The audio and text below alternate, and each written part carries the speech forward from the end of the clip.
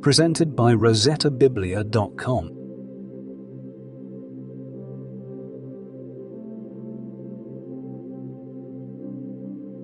The second book of Chronicles. Chapter 1. Solomon the son of David was firmly established in his kingdom, and Yahweh his God was with him, and made him exceedingly great. Solomon spoke to all Israel, to the captains of thousands and of hundreds, to the judges, and to every prince in all Israel, the heads of the fathers' households. Then Solomon, and all the assembly with him, went to the high place that was at Gibeon, for God's tent of meeting was there, which Yahweh's servant Moses had made in the wilderness. But David had brought God's ark up from Kiriath-Jearim to the place that David had prepared for it, for he had pitched a tent for it at Jerusalem. Moreover, the bronze altar that Bezalel the son of Uri, the son of Hur, had made was there before Yahweh's tabernacle, and Solomon and the assembly were seeking counsel there. Solomon went up there to the bronze altar before Yahweh, which was at the tent of meeting, and offered 1,000 burnt offerings on it. That night, God appeared to Solomon and said to him, "Ask for what you want me to give you." Solomon said to God, "You have shown great loving kindness to David my father, and have made me king in his place. Now, Yahweh God, let your promise to David my father be established, for you have made me king over a people like the dust of the earth in multitude. Now give me wisdom and knowledge, that I may go out and come in before this people, for who can judge this great people of yours?" God said to Solomon, "Because this was in your heart, and you have not asked riches, wealth, honor, or the life of those who hate you, nor yet have you asked for long life, but have asked for wisdom and knowledge for yourself, that you may judge my people, over whom I have made you king. Therefore wisdom and knowledge is granted to you. I will give you riches, wealth, and honor, such as none of the kings have had who have been before you, and none after you will have." So Solomon came from the high place that was at Gibeon, from before the tent of meeting, to Jerusalem, and he reigned over Israel. Solomon gathered chariots and horsemen. He had 1,400 chariots and 12,000 horsemen, that he placed in the chariot cities, and with the king at Jerusalem. The king made silver and gold to be as common as stones in Jerusalem, and he made cedars to be as common as the sycamore trees that are in the lowland. The horses which Solomon had were brought out of Egypt and from Cu. The king's merchants purchased them from Cu. They imported from Egypt, then exported a chariot for 600 pieces of silver and a horse for 150. They also exported them to the Hittite kings and the Syrian kings. 2 Chronicles. Chapter 2. Now Solomon decided to build a house for Yahweh's name, and a house for his kingdom. Solomon counted out 70,000 men to bear burdens, 80,000 men who were stone cutters in the mountains, and 3,600 to oversee them. Solomon sent to Huram the king of Tyre, saying, "As you dealt with David my father, and sent him cedars to build him a house in which to dwell, so deal with me. Behold, I am about to build a house for the name of Yahweh my God, to dedicate it to him, to burn before him incense of sweet spices, for the continual showbread, and for the burnt offerings morning and evening, on the Sabbaths, on the new moons, and on the set feasts of Yahweh our God. This is an ordinance forever to Israel.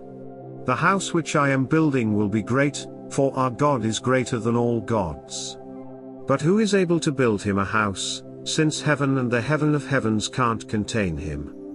Who am I then, that I should build him a house, except just to burn incense before him? Now therefore send me a man skillful to work in gold, in silver, in bronze, in iron, and in purple, crimson, and blue, and who knows how to engrave engravings, to be with the skillful men who are with me in Judah, and in Jerusalem, whom David my father provided. Send me also cedar trees, cypress trees, and algum trees out of Lebanon, for I know that your servants know how to cut timber in Lebanon.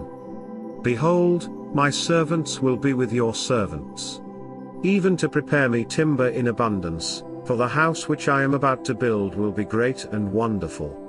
Behold, I will give to your servants, the cutters who cut timber, 20,000 cores of beaten wheat, 20,000 baths of barley, 20,000 baths of wine, and 20,000 baths of oil. Then Huram the king of Tyre answered in writing, which he sent to Solomon, because Yahweh loves his people, he has made you king over them.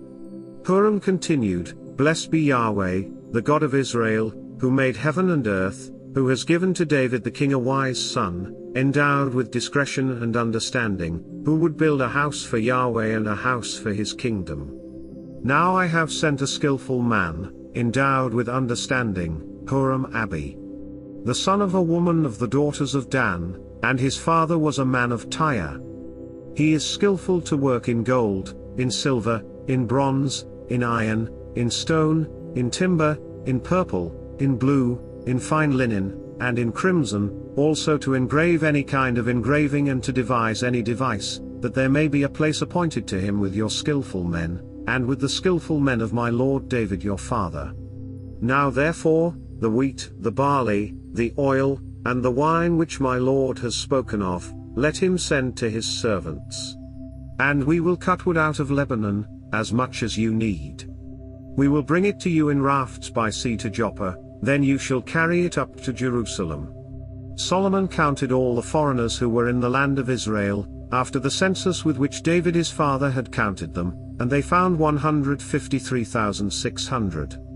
He set 70,000 of them to bear burdens, 80,000 who were stone cutters in the mountains, and 3,600 overseers to assign the people their work. 2 Chronicles. Chapter 3. Then Solomon began to build Yahweh's house at Jerusalem on Mount Moriah, where Yahweh appeared to David his father, which he prepared in the place that David had appointed, on the threshing floor of Ornan the Jebusite. He began to build in the 2nd day of the 2nd month, in the 4th year of his reign. Now these are the foundations which Solomon laid for the building of God's house. The length by cubits after the first measure was 60 cubits, and the width 20 cubits. The porch that was in front, its length, across the width of the house, was 20 cubits, and the height 120, and he overlaid it within with pure gold. He made the larger room with a ceiling of cypress wood, which he overlaid with fine gold, and ornamented it with palm trees and chains. He decorated the house with precious stones for beauty. The gold was gold from Parvaim. He also overlaid the house, the beams, the thresholds, its walls, and its doors with gold, and engraved cherubim on the walls. He made the most holy place. Its length, according to the width of the house, was 20 cubits, and its width 20 cubits, and he overlaid it with fine gold, amounting to 600 talents. The weight of the nails was 50 shekels of gold. He overlaid the upper rooms with gold. In the most holy place he made 2 cherubim by carving, and they overlaid them with gold. The wings of the cherubim were 20 cubits long, the wing of the one was 5 cubits, reaching to the wall of the house, and the other wing was 5 cubits, reaching to the wing of the other cherub. The wing of the other cherub was 5 cubits, reaching to the wall of the house, and the other wing was 5 cubits, joining to the wing of the other cherub. The wings of these cherubim spread themselves out 20 cubits. They stood on their feet, and their faces were toward the house.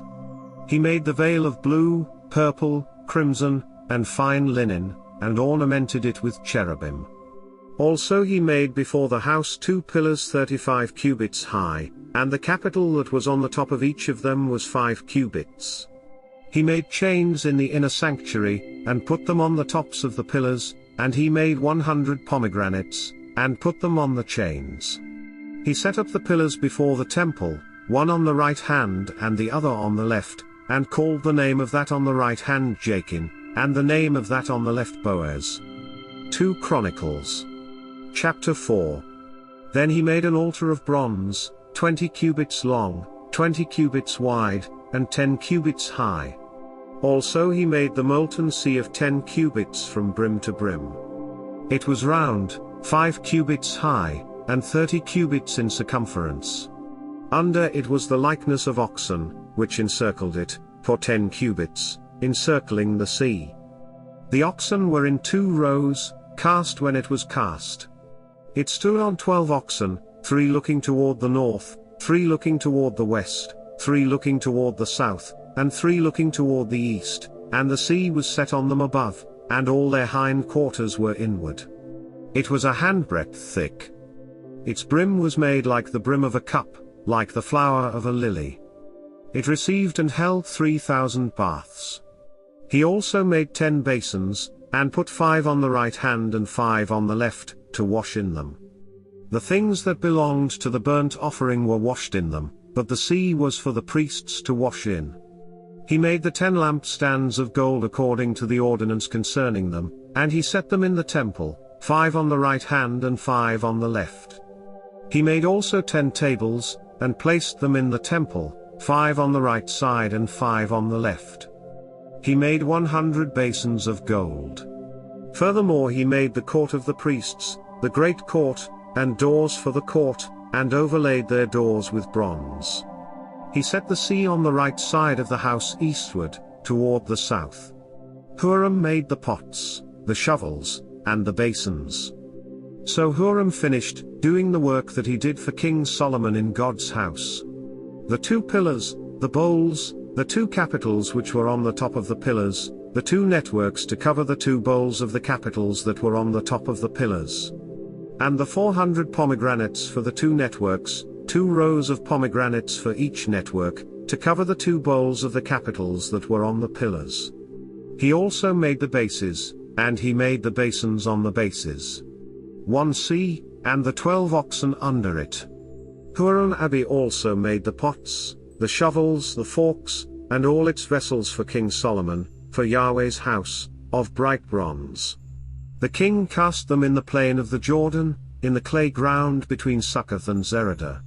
Thus Solomon made all these vessels in great abundance, so that the weight of the bronze could not be determined. Solomon made all the vessels that were in God's house, the golden altar, the tables with the showbread on them, and the lampstands with their lamps to burn according to the ordinance before the inner sanctuary, of pure gold. And the flowers, the lamps, and the tongs of gold that was purest gold. And the snuffers, the basins, the spoons, and the fire pans of pure gold. As for the entry of the house, its inner doors for the most holy place and the doors of the main hall of the temple were of gold. 2 Chronicles. Chapter 5. Thus all the work that Solomon did for Yahweh's house was finished. Solomon brought in the things that David his father had dedicated, even the silver, the gold, and all the vessels, and put them in the treasuries of God's house. Then Solomon assembled the elders of Israel and all the heads of the tribes, the princes of the fathers' households of the children of Israel, to Jerusalem, to bring up the ark of Yahweh's covenant out of David's city, which is Zion. So all the men of Israel assembled themselves to the king at the feast, which was in the 7th month. All the elders of Israel came. The Levites took up the ark. They brought up the ark, the tent of meeting, and all the holy vessels that were in the tent. The Levitical priests brought these up.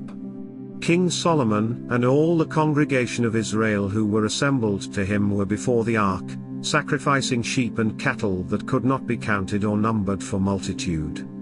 The priests brought in the ark of Yahweh's covenant to its place, into the inner sanctuary of the house, to the most holy place, even under the wings of the cherubim. For the cherubim spread out their wings over the place of the ark, and the cherubim covered the ark and its poles above.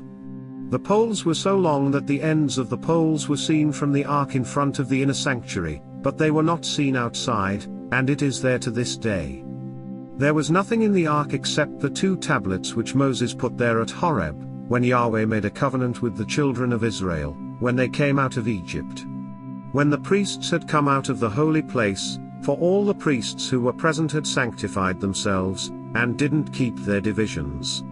Also the Levites who were the singers, all of them, even Asaph, Heman, Jeduthun, and their sons and their brothers, arrayed in fine linen, with cymbals and stringed instruments and harps, stood at the east end of the altar, and with them 120 priests sounding with trumpets.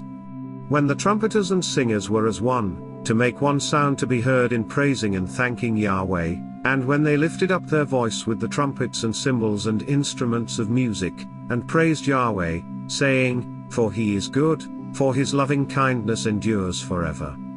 Then the house was filled with a cloud, even Yahweh's house, so that the priests could not stand to minister by reason of the cloud, for Yahweh's glory filled God's house. 2 Chronicles. Chapter 6. Then Solomon said, Yahweh has said that he would dwell in the thick darkness. But I have built you a house and home, a place for you to dwell in forever. The king turned his face, and blessed all the assembly of Israel, and all the assembly of Israel stood. He said, Blessed be Yahweh, the God of Israel, who spoke with his mouth to David my father, and has with his hands fulfilled it, saying, Since the day that I brought my people out of the land of Egypt, I chose no city out of all the tribes of Israel to build a house in, that my name might be there, and I chose no man to be prince over my people Israel. But now I have chosen Jerusalem, that my name might be there, and I have chosen David to be over my people Israel.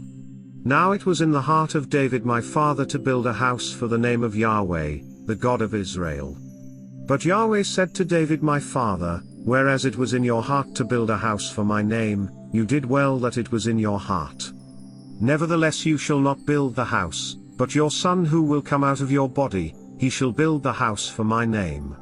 Yahweh has performed his word that he spoke, for I have risen up in the place of David my father, and sit on the throne of Israel, as Yahweh promised, and have built the house for the name of Yahweh, the God of Israel.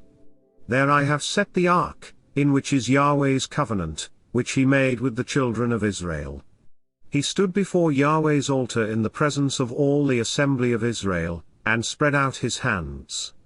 For Solomon had made a bronze platform, 5 cubits long, 5 cubits wide, and 3 cubits high, and had set it in the middle of the court, and he stood on it, and knelt down on his knees before all the assembly of Israel, and spread out his hands toward heaven.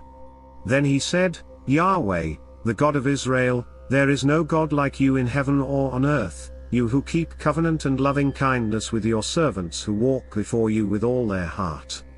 Who have kept with your servant David my father that which you promised him.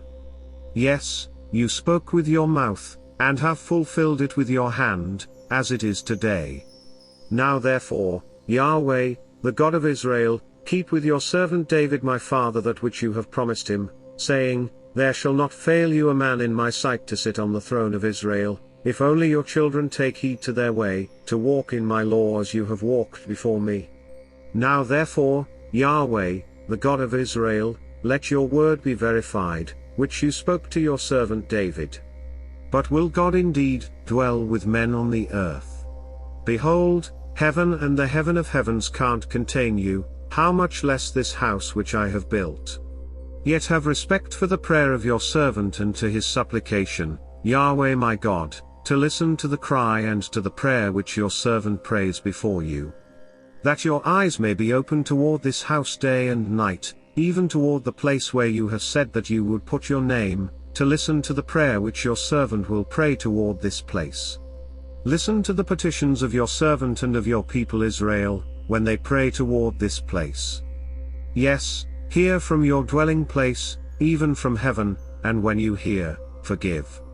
If a man sins against his neighbor, and an oath is laid on him to cause him to swear, and he comes and swears before your altar in this house, then hear from heaven, act, and judge your servants, bringing retribution to the wicked, to bring his way on his own head, and justifying the righteous, to give him according to his righteousness. If your people Israel are struck down before the enemy because they have sinned against you, and they turn again and confess your name, and pray and make supplication before you in this house, then hear from heaven, and forgive the sin of your people Israel, and bring them again to the land which you gave to them and to their fathers.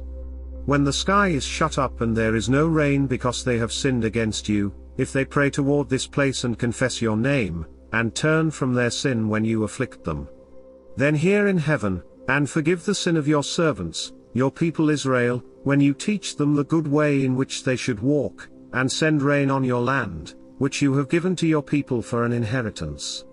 If there is famine in the land, if there is pestilence, if there is blight or mildew, locust or caterpillar, if their enemies besiege them in the land of their cities, whatever plague or whatever sickness there is. Whatever prayer and supplication is made by any man, or by all your people Israel, who will each know his own plague and his own sorrow, and shall spread out his hands toward this house. Then hear from heaven your dwelling place and forgive, and render to every man according to all his ways, whose heart you know, for you, even you only, know the hearts of the children of men.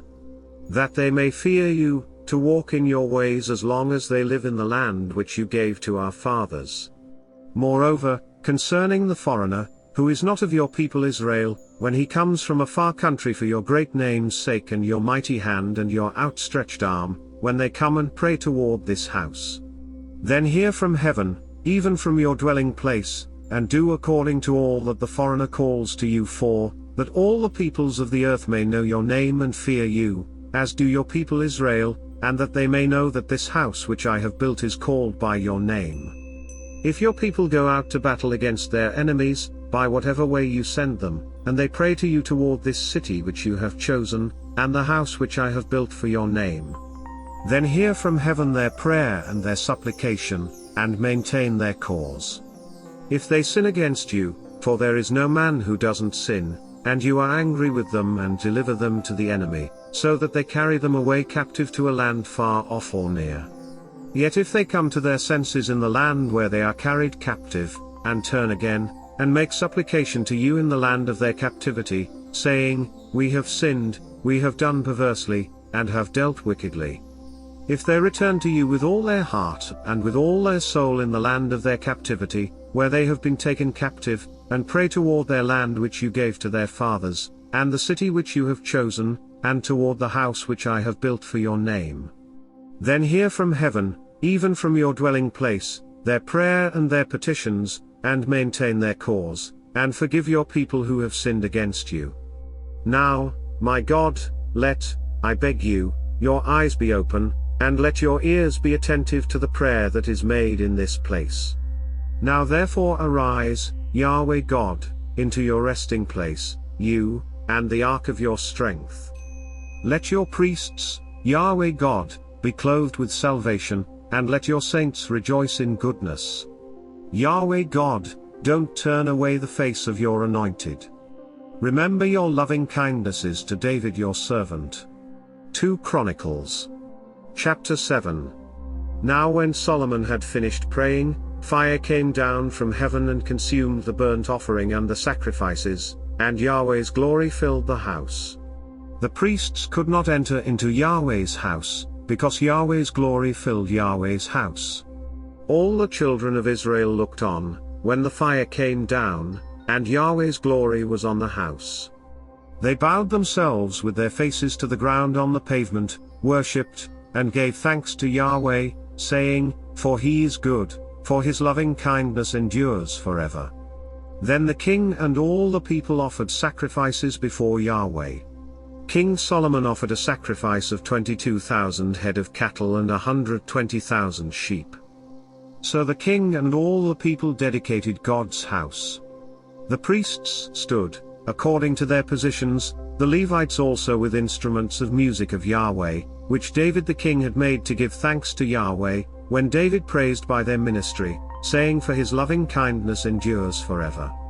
The priests sounded trumpets before them, and all Israel stood.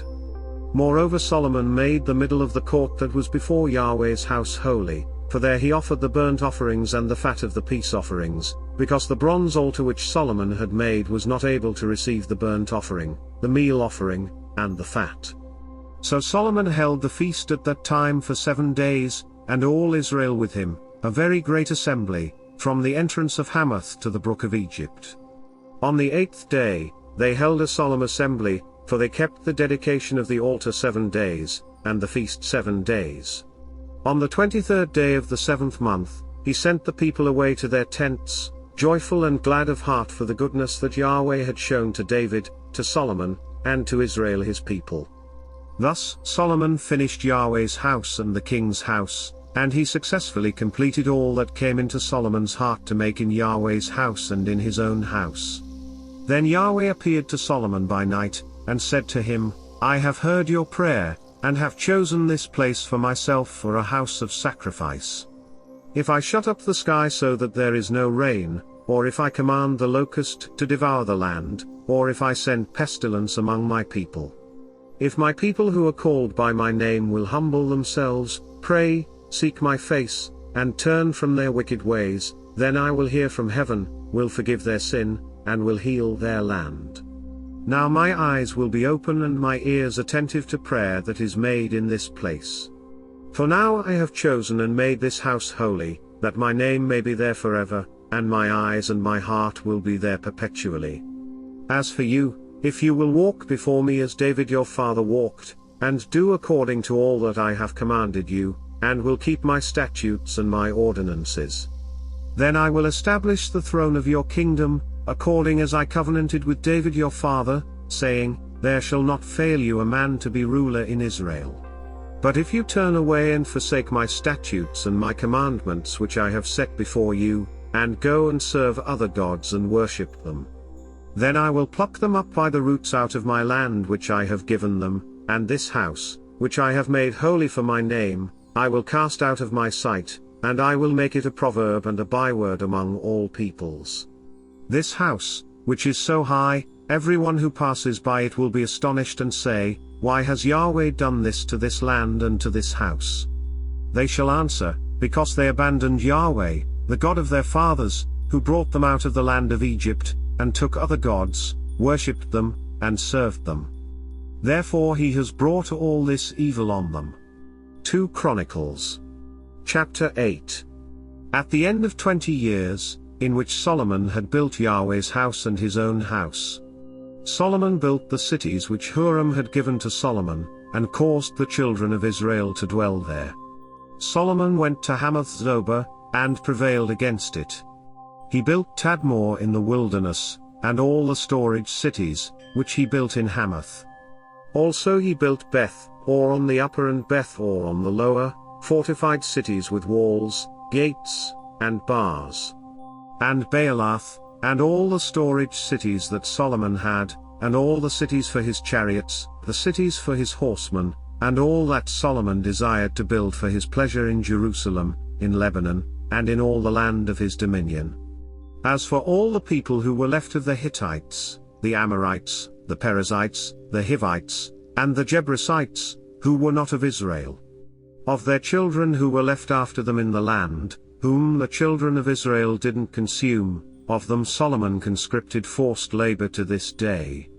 But of the children of Israel, Solomon made no servants for his work, but they were men of war, chief of his captains, and rulers of his chariots and of his horsemen.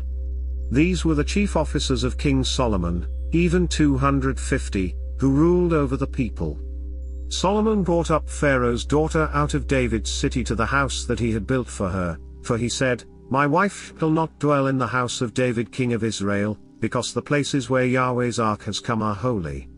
Then Solomon offered burnt offerings to Yahweh on Yahweh's altar which he had built before the porch, even as the duty of every day required, offering according to the commandment of Moses on the Sabbaths, on the new moons, and on the set feasts, 3 times per year, during the feast of unleavened bread, during the feast of weeks, and during the feast of booths. He appointed, according to the ordinance of David his father, the divisions of the priests to their service, and the Levites to their offices, to praise and to minister before the priests, as the duty of every day required, the doorkeepers also by their divisions at every gate, for David the man of God had so commanded. They didn't depart from the commandment of the king to the priests and Levites concerning any matter or concerning the treasures.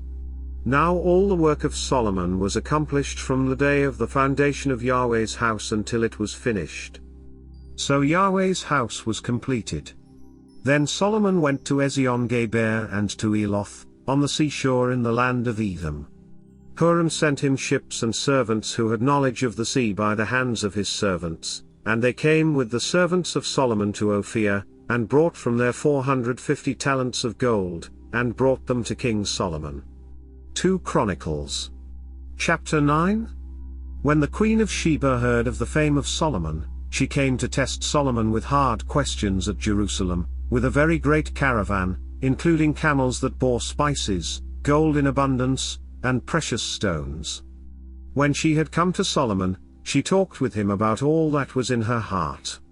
Solomon answered all her questions.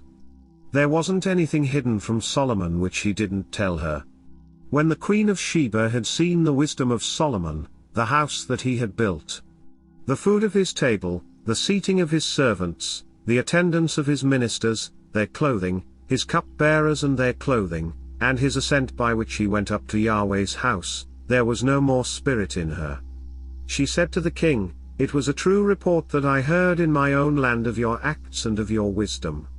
However, I didn't believe their words until I came, and my eyes had seen it, and behold, half of the greatness of your wisdom wasn't told me. You exceed the fame that I heard. Happy are your men, and happy are these your servants, who stand continually before you and hear your wisdom. Blessed be Yahweh your God, who delighted in you and set you on his throne to be king for Yahweh your God, because your God loved Israel, to establish them forever. Therefore he made you king over them, to do justice and righteousness." She gave the king 120 talents of gold, spices in great abundance, and precious stones. There was never before such spice as the Queen of Sheba gave to King Solomon. The servants of Huram and the servants of Solomon, who brought gold from Ophir, also brought algum trees and precious stones. The king used algum tree wood to make terraces for Yahweh's house and for the king's house, and harps and stringed instruments for the singers. There were none like these seen before in the land of Judah. King Solomon gave to the Queen of Sheba all her desire, whatever she asked, more than that which she had brought to the king. So she turned and went to her own land, she and her servants. Now the weight of gold that came to Solomon in 1 year was 666 talents of gold, in addition to that which the traders and merchants brought. All the kings of Arabia, and the governors of the country brought gold and silver to Solomon. King Solomon made 200 large shields of beaten gold. 600 shekels of beaten gold went to one large shield. He made 300 shields of beaten gold. 300 shekels of gold went to one shield. The king put them in the house of the forest of Lebanon. Moreover, the king made a great throne of ivory, and overlaid it with pure gold. There were 6 steps to the throne, with a footstool of gold, which were fastened to the throne, and armrests on either side by the place of the seat, and 2 lions standing beside the armrests. 12 lions stood there on the one side and on the other on the 6 steps. There was nothing like it made in any other kingdom. All King Solomon's drinking vessels were of gold, and all the vessels of the house of the forest of Lebanon were of pure gold. Silver was not considered valuable in the days of Solomon, for the king had ships that went to Tarshish with Huram's servants. Once every 3 years, the ships of Tarshish came bringing gold, silver, ivory, apes, and peacocks. So King Solomon exceeded all the kings of the earth in riches and wisdom. All the kings of the earth sought the presence of Solomon to hear his wisdom, which God had put in his heart. They each brought tribute, vessels of silver, vessels of gold, clothing, armor, spices, horses, and mules every year. Solomon had 4,000 stalls for horses and chariots, and 12,000 horsemen that he stationed in the chariot cities and with the king at Jerusalem. He ruled over all the kings from the river even to the land of the Philistines, and to the border of Egypt. The king made silver as common in Jerusalem as stones, and he made cedars to be as abundant as the sycamore trees that are in the lowland. They brought horses for Solomon out of Egypt and out of all lands. Now the rest of the acts of Solomon, first and last, aren't they written in the history of Nathan the prophet, and in the prophecy of Ahijah the Shilonite, and in the visions of Iddo the seer concerning Jeroboam the son of Nebat? Solomon reigned in Jerusalem over all Israel 40 years. Solomon slept with his fathers, and he was buried in his father David's city, and Rehoboam his son reigned in his place. 2 Chronicles Chapter 10. Rehoboam went to Shechem, for all Israel had come to Shechem to make him king. When Jeroboam the son of Nebat heard of it, for he was in Egypt, where he had fled from the presence of King Solomon, Jeroboam returned out of Egypt. They sent and called him, and Jeroboam and all Israel came, and they spoke to Rehoboam, saying, Your father made our yoke grievous. Now therefore make the grievous service of your father and his heavy yoke which he put on us, lighter, and we will serve you. He said to them, Come again to me after 3 days. So the people departed. King Rehoboam took counsel with the old men, who had stood before Solomon his father while he yet lived, saying, What counsel do you give me about how to answer these people? They spoke to him, saying, If you are kind to these people, please them, and speak good words to them, then they will be your servants forever. But he abandoned the counsel of the old men which they had given him, and took counsel with the young men who had grown up with him, who stood before him. He said to them, What counsel do you give, that we may give an answer to these people, who have spoken to me, saying, Make the yoke that your father put on us lighter? The young men who had grown up with him spoke to him, saying, Thus you shall tell the people who spoke to you, saying, Your father made our yoke heavy, but make it lighter on us. Thus you shall say to them, My little finger is thicker than my father's waist. Now whereas my father burdened you with a heavy yoke, I will add to your yoke. My father chastised you with whips, but I will chastise you with scorpions. So Jeroboam and all the people came to Rehoboam the 3rd day, as the king asked, saying, Come to me again the 3rd day. The king answered them roughly, and King Rehoboam abandoned the counsel of the old men, and spoke to them after the counsel of the young men, saying, My father made your yoke heavy, but I will add to it. My father chastised you with whips, but I will chastise you with scorpions. So the king didn't listen to the people, for it was brought about by God, that Yahweh might establish his word, which he spoke by Ahijah the Shilonite to Jeroboam the son of Nebat. When all Israel saw that the king didn't listen to them, the people answered the king, saying, What portion do we have in David? We don't have an inheritance in the son of Jesse. Every man to your tents, Israel. Now see to your own house, David. So all Israel departed to their tents. But as for the children of Israel who lived in the cities of Judah, Rehoboam reigned over them. Then King Rehoboam sent Hadoram, who was over the men subject to forced labor, and the children of Israel stoned him to death with stones. King Rehoboam hurried to get himself up to his chariot, to flee to Jerusalem. So Israel rebelled against David's house to this day. 2 Chronicles. Chapter 11. When Rehoboam had come to Jerusalem, he assembled the house of Judah and Benjamin, 180,000 chosen men who were warriors, to fight against Israel, to bring the kingdom again to Rehoboam. But Yahweh's word came to Shemaiah the man of God, saying, Speak to Rehoboam the son of Solomon, king of Judah, and to all Israel in Judah and Benjamin, saying, Yahweh says, You shall not go up, nor fight against your brothers. Every man return to his house, for this thing is of me. So they listened to Yahweh's words, and returned from going against Jeroboam. Rehoboam lived in Jerusalem, and built cities for defense in Judah. He built Bethlehem, Etam, Tekoa, Beth-sur, Soko, Adullam, Gath, Mareshah, Ziph, Odoraim, Lachish, Azekah, Zorah, Ailon, and Hebron, which are fortified cities in Judah, and in Benjamin. He fortified the strongholds and put captains in them with stores of food, oil and wine. He put shields and spears in every city, and made them exceedingly strong. Judah and Benjamin belonged to him. The priests and the Levites who were in all Israel stood with him out of all their territory. For the Levites left their pasture lands and their possessions, and came to Judah and Jerusalem, for Jeroboam and his sons cast them off, that they should not execute the priest's office to Yahweh. He himself appointed priests for the high places, for the male goat and calf idols which he had made.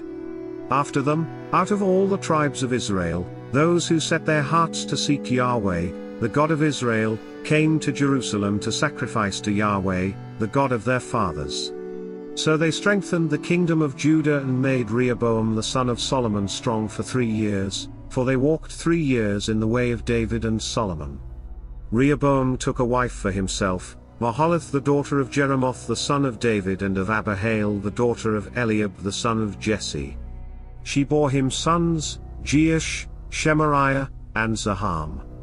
After her, he took Maacah the granddaughter of Absalom, and she bore him Aviah, Attai, Ziza, and Shelemith.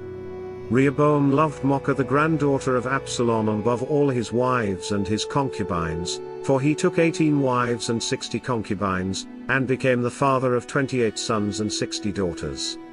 Rehoboam appointed Aviah the son of Maacah to be chief, the prince among his brothers, for he intended to make him king. He dealt wisely, and dispersed some of his sons throughout all the lands of Judah and Benjamin, to every fortified city. He gave them food in abundance, and he sought many wives for them. 2 Chronicles. Chapter 12. When the kingdom of Rehoboam was established and he was strong, he abandoned Yahweh's law, and all Israel with him. In the 5th year of King Rehoboam, Shishak king of Egypt came up against Jerusalem, because they had trespassed against Yahweh. With 1,200 chariots and 60,000 horsemen. The people were without number who came with him out of Egypt, the Lubim, the Sukkiim, and the Ethiopians. He took the fortified cities which belonged to Judah, and came to Jerusalem. Now Shemaiah the prophet came to Rehoboam and to the princes of Judah, who were gathered together to Jerusalem because of Shishak, and said to them, Yahweh says, You have forsaken me, therefore I have also left you in the hand of Shishak. Then the princes of Israel and the king humbled themselves, and they said, Yahweh is righteous. When Yahweh saw that they humbled themselves, Yahweh's word came to Shemaiah, saying, They have humbled themselves. I will not destroy them, but I will grant them some deliverance, and my wrath won't be poured out on Jerusalem by the hand of Shishak. Nevertheless they will be his servants, that they may know my service, and the service of the kingdoms of the countries. So Shishak, king of Egypt, came up against Jerusalem, and took away the treasures of Yahweh's house and the treasures of the king's house. He took it all away. He also took away the shields of gold which Solomon had made. King Rehoboam made shields of bronze in their place, and committed them to the hands of the captains of the guard, who kept the door of the king's house. As often as the king entered into Yahweh's house, the guard came and bore them, then brought them back into the guard room. When he humbled himself, Yahweh's wrath turned from him, so as not to destroy him altogether. Moreover, there were good things found in Judah. So King Rehoboam strengthened himself in Jerusalem and reigned, for Rehoboam was 41 years old when he began to reign, and he reigned 17 years in Jerusalem, the city which Yahweh had chosen out of all the tribes of Israel to put his name there. His mother's name was Naamah the Ammonitess. He did that which was evil, because he didn't set his heart to seek Yahweh. Now the acts of Rehoboam, first and last, aren't they written in the histories of Shemaiah the prophet and of Iddo the seer, in the genealogies? There were wars between Rehoboam and Jeroboam continually. Rehoboam slept with his fathers, and was buried in David's city, and Aviah his son reigned in his place. 2 Chronicles. Chapter 13. In the 18th year of King Jeroboam, Aviah began to reign over Judah. He reigned 3 years in Jerusalem. His mother's name was Micaiah the daughter of Uriel of Gibeah. There was war between Aviah and Jeroboam. Aviah joined battle with an army of valiant men of war, even 400,000 chosen men, and Jeroboam set the battle in array against him with 800,000 chosen men, who were mighty men of valor. Aviah stood up on Mount Zemaraim, which is in the hill country of Ephraim, and said, Hear me, Jeroboam and all Israel. Ought you not to know that Yahweh, the God of Israel, gave the kingdom over Israel to David forever, even to him and to his sons by a covenant of salt. Yet Jeroboam the son of Nebat, the servant of Solomon the son of David, rose up, and rebelled against his Lord. Worthless men were gathered to him, wicked fellows who strengthened themselves against Rehoboam the son of Solomon, when Rehoboam was young and tender-hearted, and could not withstand them. Now you intend to withstand the kingdom of Yahweh in the hand of the sons of David. You are a great multitude, and the golden calves which Jeroboam made you for gods are with you. Haven't you driven out the priests of Yahweh, the sons of Aaron, and the Levites, and made priests for yourselves according to the ways of the peoples of other lands? Whoever comes to consecrate himself with a young bull and 7 rams may be a priest of those who are no gods. But as for us, Yahweh is our God, and we have not forsaken him. We have priests serving Yahweh, the sons of Aaron, and the Levites in their work. They burn to Yahweh every morning and every evening burnt offerings and sweet incense. They also set the showbread in order on the pure table, and care for the gold lampstand with its lamps, to burn every evening, for we keep the instruction of Yahweh our God, but you have forsaken him. Behold, God is with us at our head, and his priests with the trumpets of alarm to sound an alarm against you. Children of Israel, don't fight against Yahweh, the God of your fathers, for you will not prosper. But Jeroboam caused an ambush to come about behind them, so they were before Judah, and the ambush was behind them. When Judah looked back, behold, the battle was before and behind them, and they cried to Yahweh, and the priests sounded with the trumpets. Then the men of Judah gave a shout. As the men of Judah shouted, God struck Jeroboam and all Israel before Aviah and Judah. The children of Israel fled before Judah, and God delivered them into their hand. Aviah and his people killed them with a great slaughter, so 500,000 chosen men of Israel fell down slain. Thus the children of Israel were brought under at that time, and the children of Judah prevailed, because they relied on Yahweh, the God of their fathers. Aviah pursued Jeroboam, and took cities from him, Bethel with its villages, Jeshanah with its villages, and Ephron with its villages. Jeroboam didn't recover strength again in the days of Aviah. Yahweh struck him, and he died. But Aviah grew mighty and took for himself 14 wives, and became the father of 22 sons and 16 daughters. The rest of the acts of Aviah, his ways, and his sayings are written in the commentary of the prophet Iddo. 2 Chronicles. Chapter 14. So Aviah slept with his fathers, and they buried him in David's city, and Asa his son reigned in his place. In his days, the land was quiet 10 years. Asa did that which was good and right in Yahweh his God's eyes.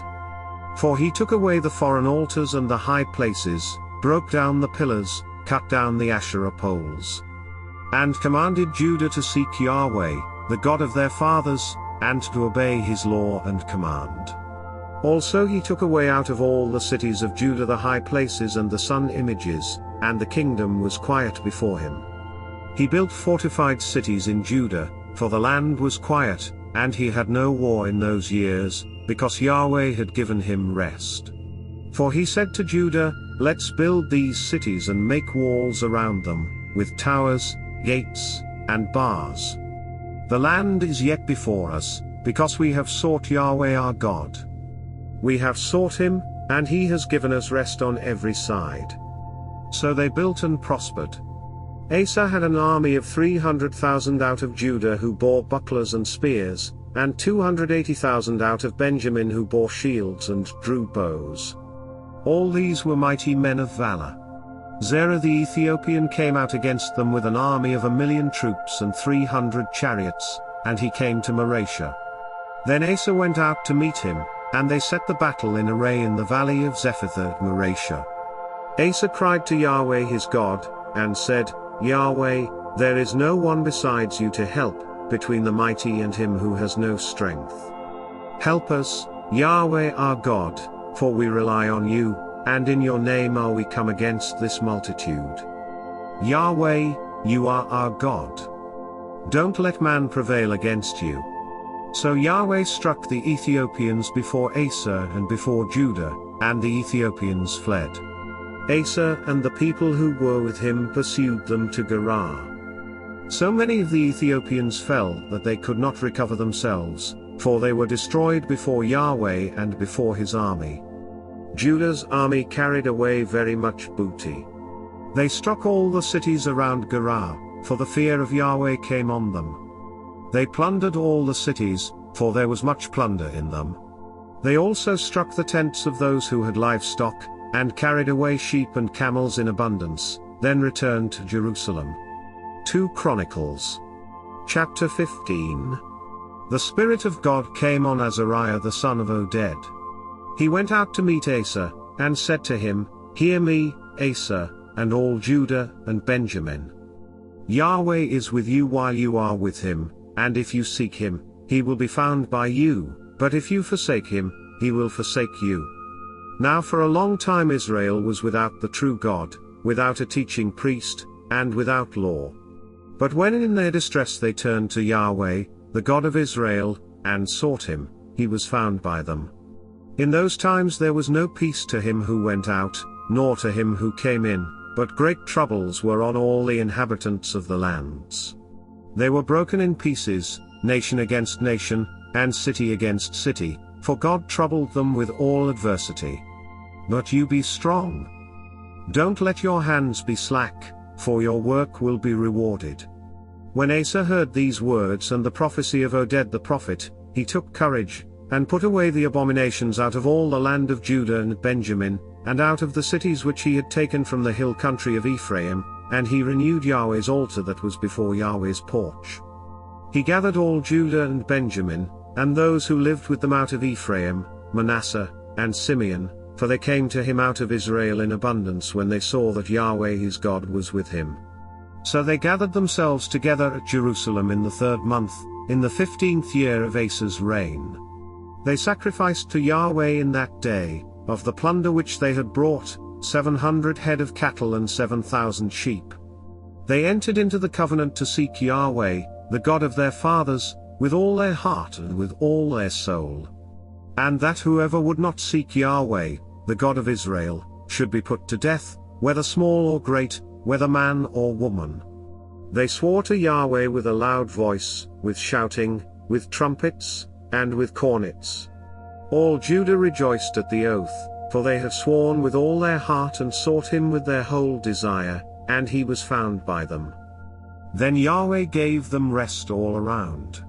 Also Mocha, the mother of Asa the king, he removed from being queen mother, because she had made an abominable image for an Asherah, so Asa cut down her image, ground it into dust, and burned it at the brook Kidron. But the high places were not taken away out of Israel, nevertheless the heart of Asa was perfect all his days. He brought the things that his father had dedicated and that he himself had dedicated, silver, gold, and vessels into God's house. There was no more war to the 35th year of Asa's reign. 2 Chronicles. Chapter 16. In the 36th year of Asa's reign, Baasha king of Israel went up against Judah, and built Ramah, that he might not allow anyone to go out or come into Asa king of Judah. Then Asa brought out silver and gold out of the treasures of Yahweh's house and of the king's house, and sent to Ben-Hadad king of Syria, who lived at Damascus, saying, Let there be a treaty between me and you, as there was between my father and your father. Behold, I have sent you silver and gold. Go, break your treaty with Baasha king of Israel, that he may depart from me. Ben-Hadad listened to King Asa, and sent the captains of his armies against the cities of Israel, and they struck Ion, Dan, Abel-Maim, and all the storage cities of Naphtali. When Baasha heard of it, he stopped building Ramah, and let his work cease. Then Asa the king took all Judah, and they carried away the stones and timber of Ramah, with which Baasha had built, and he built Geba and Mitzpah with them. At that time Hanani the seer came to Asa king of Judah, and said to him, Because you have relied on the king of Syria, and have not relied on Yahweh your God, therefore the army of the king of Syria has escaped out of your hand. Weren't the Ethiopians and the Lubim a huge army, with chariots and exceedingly many horsemen? Yet, because you relied on Yahweh, he delivered them into your hand. For Yahweh's eyes run back and forth throughout the whole earth, to show himself strong in the behalf of them whose heart is perfect toward him. You have done foolishly in this, for from now on you will have wars. Then Asa was angry with the seer, and put him in the prison, for he was in a rage with him because of this thing. Asa oppressed some of the people at the same time. Behold, the acts of Asa, first and last, behold, they are written in the book of the kings of Judah and Israel. In the 39th year of his reign, Asa was diseased in his feet. His disease was exceedingly great, yet in his disease he didn't seek Yahweh, but just the physicians. Asa slept with his fathers, and died in the 41st year of his reign. They buried him in his own tomb, which he had dug out for himself in David's city, and laid him in the bed which was filled with sweet odors and various kinds of spices prepared by the perfumer's art, and they made a very great fire for him. 2 Chronicles. Chapter 17. Jehoshaphat his son reigned in his place, and strengthened himself against Israel. He placed forces in all the fortified cities of Judah, and set garrisons in the land of Judah, and in the cities of Ephraim, which Asa his father had taken. Yahweh was with Jehoshaphat, because he walked in the first ways of his father David, and didn't seek the Baals, but sought the God of his father, and walked in his commandments, and not in the ways of Israel. Therefore Yahweh established the kingdom in his hand. All Judah brought tribute to Jehoshaphat, and he had riches and honor in abundance. His heart was lifted up in the ways of Yahweh. Furthermore, he took away the high places and the Asherah poles out of Judah. Also in the 3rd year of his reign he sent his princes, even Ben-Hail, Obadiah, Zechariah, Nethanel, and Micaiah, to teach in the cities of Judah. And with them Levites, even Shemaiah, Nethaniah, Zebediah, Asahel, Shemiramoth, Jehonathan, Adonijah, Tobijah, and Tobadonijah, the Levites, and with them Elishama and Jehoram, the priests. They taught in Judah, having the book of Yahweh's law with them. They went about throughout all the cities of Judah and taught among the people. The fear of Yahweh fell on all the kingdoms of the lands that were around Judah, so that they made no war against Jehoshaphat. Some of the Philistines brought Jehoshaphat presents and silver for tribute. The Arabians also brought him flocks, 7,700 rams and 7,700 male goats. Jehoshaphat grew great exceedingly, and he built fortresses and store cities in Judah. He had many works in the cities of Judah, and men of war, mighty men of valor, in Jerusalem.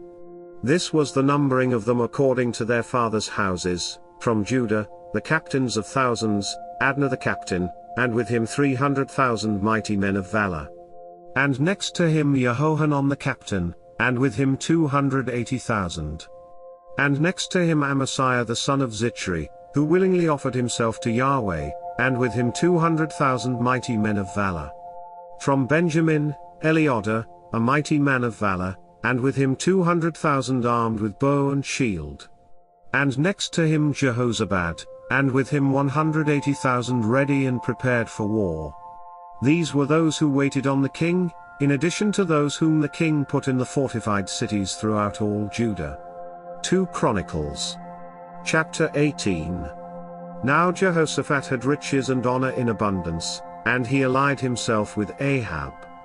After some years, he went down to Ahab to Samaria. Ahab killed sheep and cattle for him in abundance, and for the people who were with him, and moved him to go up with him to Ramoth-Gilead. Ahab king of Israel said to Jehoshaphat king of Judah, "Will you go with me to Ramoth-Gilead?" He answered him, "I am as you are, and my people as your people. We will be with you in the war." Jehoshaphat said to the king of Israel, "Please inquire first for Yahweh's word." Then the king of Israel gathered the prophets together, 400 men, and said to them, "Shall we go to Ramoth-Gilead to battle, or shall I forbear?" They said, "Go up, for God will deliver it into the hand of the king." But Jehoshaphat said, "Isn't there here a prophet of Yahweh besides, that we may inquire of him?" The king of Israel said to Jehoshaphat, "There is yet one man by whom we may inquire of Yahweh, but I hate him, for he never prophesies good concerning me, but always evil. He is Micaiah the son of Imlah." Jehoshaphat said, "Don't let the king say so." Then the king of Israel called an officer, and said, "Get Micaiah the son of Imlah quickly." Now the king of Israel and Jehoshaphat the king of Judah each sat on his throne, arrayed in their robes, and they were sitting in an open place at the entrance of the gate of Samaria, and all the prophets were prophesying before them. Zedekiah the son of Chenaanah made himself horns of iron and said, "Yahweh says, with these you shall push the Syrians, until they are consumed." All the prophets prophesied so, saying, "Go up to Ramoth Gilead, and prosper, for Yahweh will deliver it into the hand of the king." The messenger who went to call Micaiah spoke to him, saying, "Behold, the words of the prophets declare good to the king with one mouth. Let your word therefore, please be like one of theirs, and speak good." Micaiah said, "As Yahweh lives, I will say what my God says." When he had come to the king said to him, "Micaiah, shall we go to Ramoth Gilead to battle, or shall I forbear?" He said, "Go up, and prosper. They shall be delivered into your hand." The king said to him, "How many times shall I adjure you that you speak to me nothing but the truth in Yahweh's name?" He said, "I saw all Israel scattered on the mountains, as sheep that have no shepherd. Yahweh said, These have no master. Let them each return to his house in peace." The king of Israel said to Jehoshaphat, "Didn't I tell you that he would not prophesy good concerning me, but evil?" Micaiah said, "Therefore hear Yahweh's word, I saw Yahweh sitting on his throne, and all the army of heaven standing on his right hand and on his left. Yahweh said, Who will entice Ahab king of Israel, that he may go up and fall at Ramoth Gilead?" One spoke saying in this way, and another saying in that way. A spirit came out, stood before Yahweh, and said, "I will entice him." Yahweh said to him, "How?" He said, "I will go, and will be a lying spirit in the mouth of all his prophets." He said, "You will entice him, and will prevail also. Go and do so. Now therefore, behold, Yahweh has put a lying spirit in the mouth of these your prophets, and Yahweh has spoken evil concerning you." Then Zedekiah the son of Chenaanah came near, and struck Micaiah on the cheek, and said, "Which way did Yahweh's spirit go from me to speak to you?" Micaiah said, "Behold, you shall see on that day, when you go into an inner room to hide yourself." The king of Israel said, "Take Micaiah, and carry him back to Amon the governor of the city, and to Joash the king's son. And say, the king says, Put this fellow in the prison, and feed him with bread of affliction and with water of affliction, until I return in peace." Micaiah said, "If you return at all in peace, Yahweh has not spoken by me." He said, "Listen, you people, all of you." So the king of Israel and Jehoshaphat the king of Judah went up to Ramoth Gilead. The king of Israel said to Jehoshaphat, "I will disguise myself, and go into the battle, but you put on your robes." So the king of Israel disguised himself, and they went into the battle. Now the king of Syria had commanded the captains of his chariots, saying, "Don't fight with small nor great, except only with the king of Israel." When the captains of the chariots saw Jehoshaphat, they said, "It is the king of Israel." Therefore they turned around to fight against him. But Jehoshaphat cried out, and Yahweh helped him, and God moved them to depart from him. When the captains of the chariots saw that it was not the king of Israel, they turned back from pursuing him. A certain man drew his bow at random, and struck the king of Israel between the joints of the armor. Therefore he said to the driver of the chariot, "Turn around and carry me out of the battle, for I am severely wounded." The battle increased that day. However, the king of Israel propped himself up in his chariot against the Syrians until the evening, and at about sunset, he died. 2 Chronicles. Chapter 19. Jehoshaphat the king of Judah returned to his house in peace to Jerusalem. Jehu the son of Hanani the seer went out to meet him, and said to King Jehoshaphat, "Should you help the wicked, and love those who hate Yahweh? Because of this, wrath is on you from before Yahweh. Nevertheless there are good things found in you, in that you have put away the Asheroth out of the land, and have set your heart to seek God." Jehoshaphat lived at Jerusalem, and he went out again among the people from Beersheba to the hill country of Ephraim, and brought them back to Yahweh, the God of their fathers. He set judges in the land throughout all the fortified cities of Judah, city by city. And said to the judges, "Consider what you do, for you don't judge for man, but for Yahweh, and he is with you in the judgment. Now therefore let the fear of Yahweh be on you. Take heed and do it, for there is no iniquity with Yahweh our God, nor respect of persons, nor taking of bribes." Moreover in Jerusalem Jehoshaphat appointed certain Levites, priests, and heads of the fathers' households of Israel to give judgment for Yahweh and for controversies. They returned to Jerusalem. He commanded them, saying, "You shall do this in the fear of Yahweh, faithfully, and with a perfect heart. Whenever any controversy comes to you from your brothers who dwell in their cities, between blood and blood, between law and commandment, statutes and ordinances, you must warn them, that they not be guilty toward Yahweh, and so wrath come on you and on your brothers. Do this, and you will not be guilty. Behold, Amariah the chief priest is over you in all matters of Yahweh, and Zebadiah the son of Ishmael, the ruler of the house of Judah, in all the king's matters. Also the Levites shall be officers before you. Deal courageously, and may Yahweh be with the good." 2 Chronicles. Chapter 20. After this, the children of Moab, the children of Ammon, and with them some of the Ammonites, came against Jehoshaphat to battle. Then some came who told Jehoshaphat, saying, "A great multitude is coming against you from beyond the sea from Syria.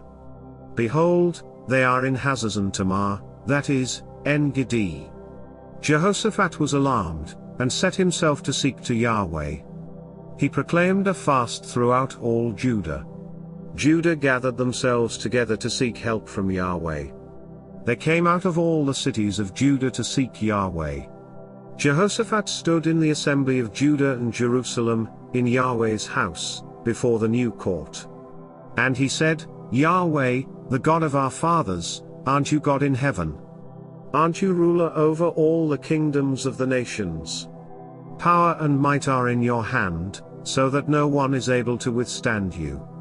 Didn't you, our God, drive out the inhabitants of this land before your people Israel, and give it to the offspring of Abraham your friend forever? They lived in it, and have built you a sanctuary in it for your name, saying, 'If evil comes on us, the sword, judgment, pestilence, or famine, we will stand before this house, and before you, for your name is in this house, and cry to you in our affliction, and you will hear and save.' Now, behold, the children of Ammon and Moab and Mount Seir, whom you would not let Israel invade when they came out of the land of Egypt, but they turned away from them, and didn't destroy them. Behold, how they reward us, to come to cast us out of your possession, which you have given us to inherit. Our God, will you not judge them? For we have no might against this great company that comes against us. We don't know what to do, but our eyes are on you." All Judah stood before Yahweh, with their little ones, their wives, and their children. Then Yahweh's Spirit came on Jahaziel the son of Zechariah, the son of Benaiah, the son of Jael, the son of Mattaniah, the Levite, of the sons of Asaph, in the middle of the assembly. And he said, "Listen, all Judah, and you inhabitants of Jerusalem, and you, King Jehoshaphat. Yahweh says to you, don't be afraid, and don't be dismayed because of this great multitude, for the battle is not yours, but God's.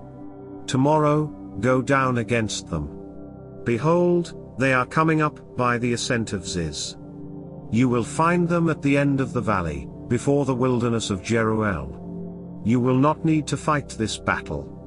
Set yourselves, stand still, and see the salvation of Yahweh with you, O Judah and Jerusalem. Don't be afraid, nor be dismayed.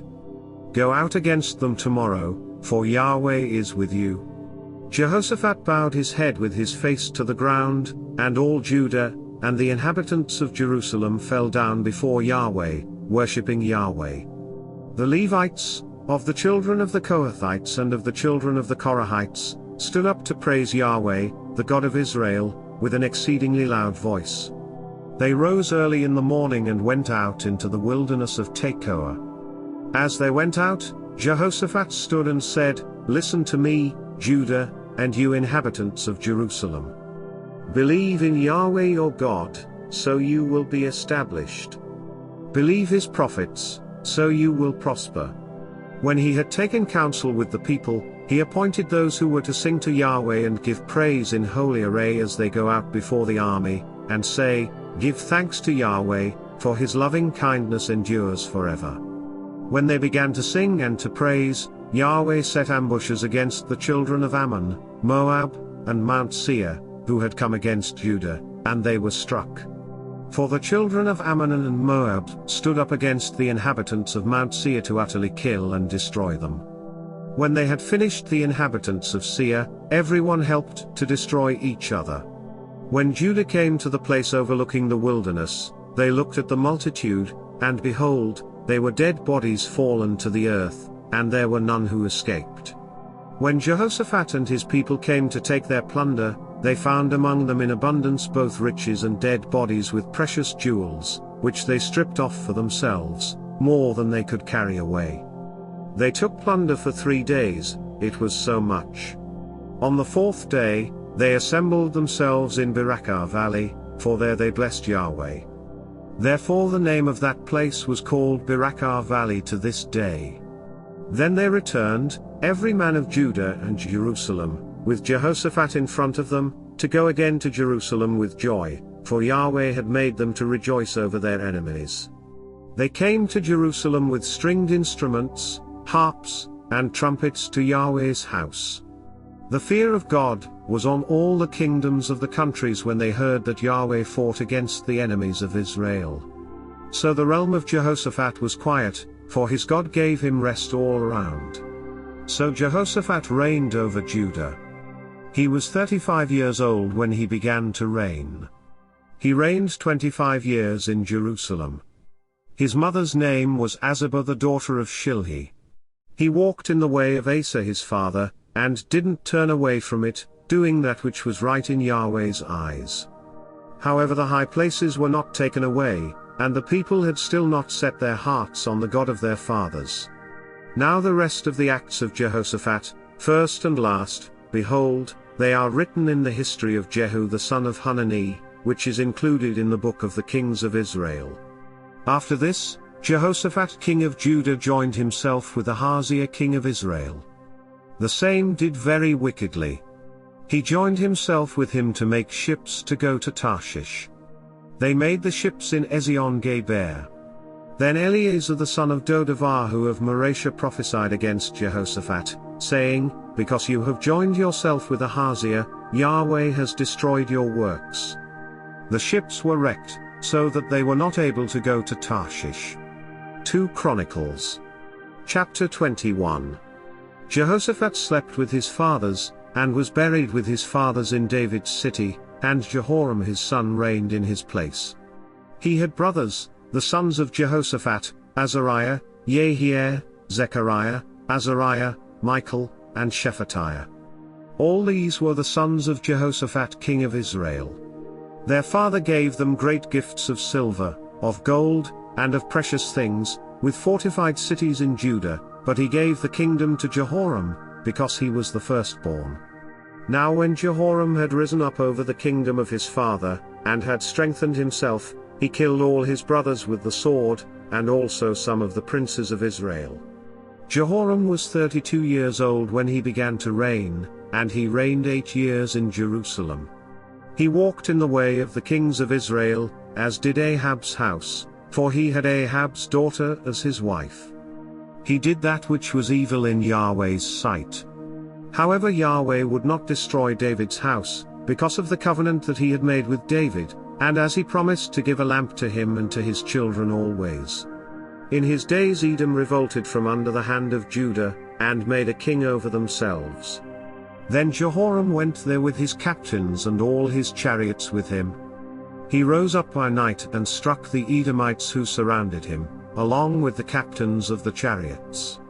So Edom has been in revolt from under the hand of Judah to this day.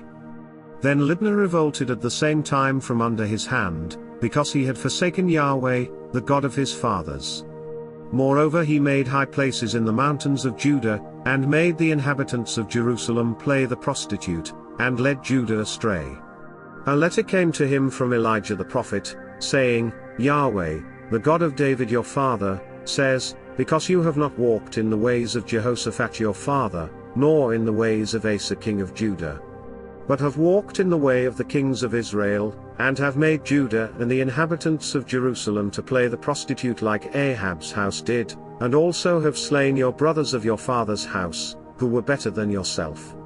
Behold, Yahweh will strike your people with a great plague, including your children, your wives, and all your possessions. And you will have great sickness with a disease of your bowels, until your bowels fall out by reason of the sickness, day by day.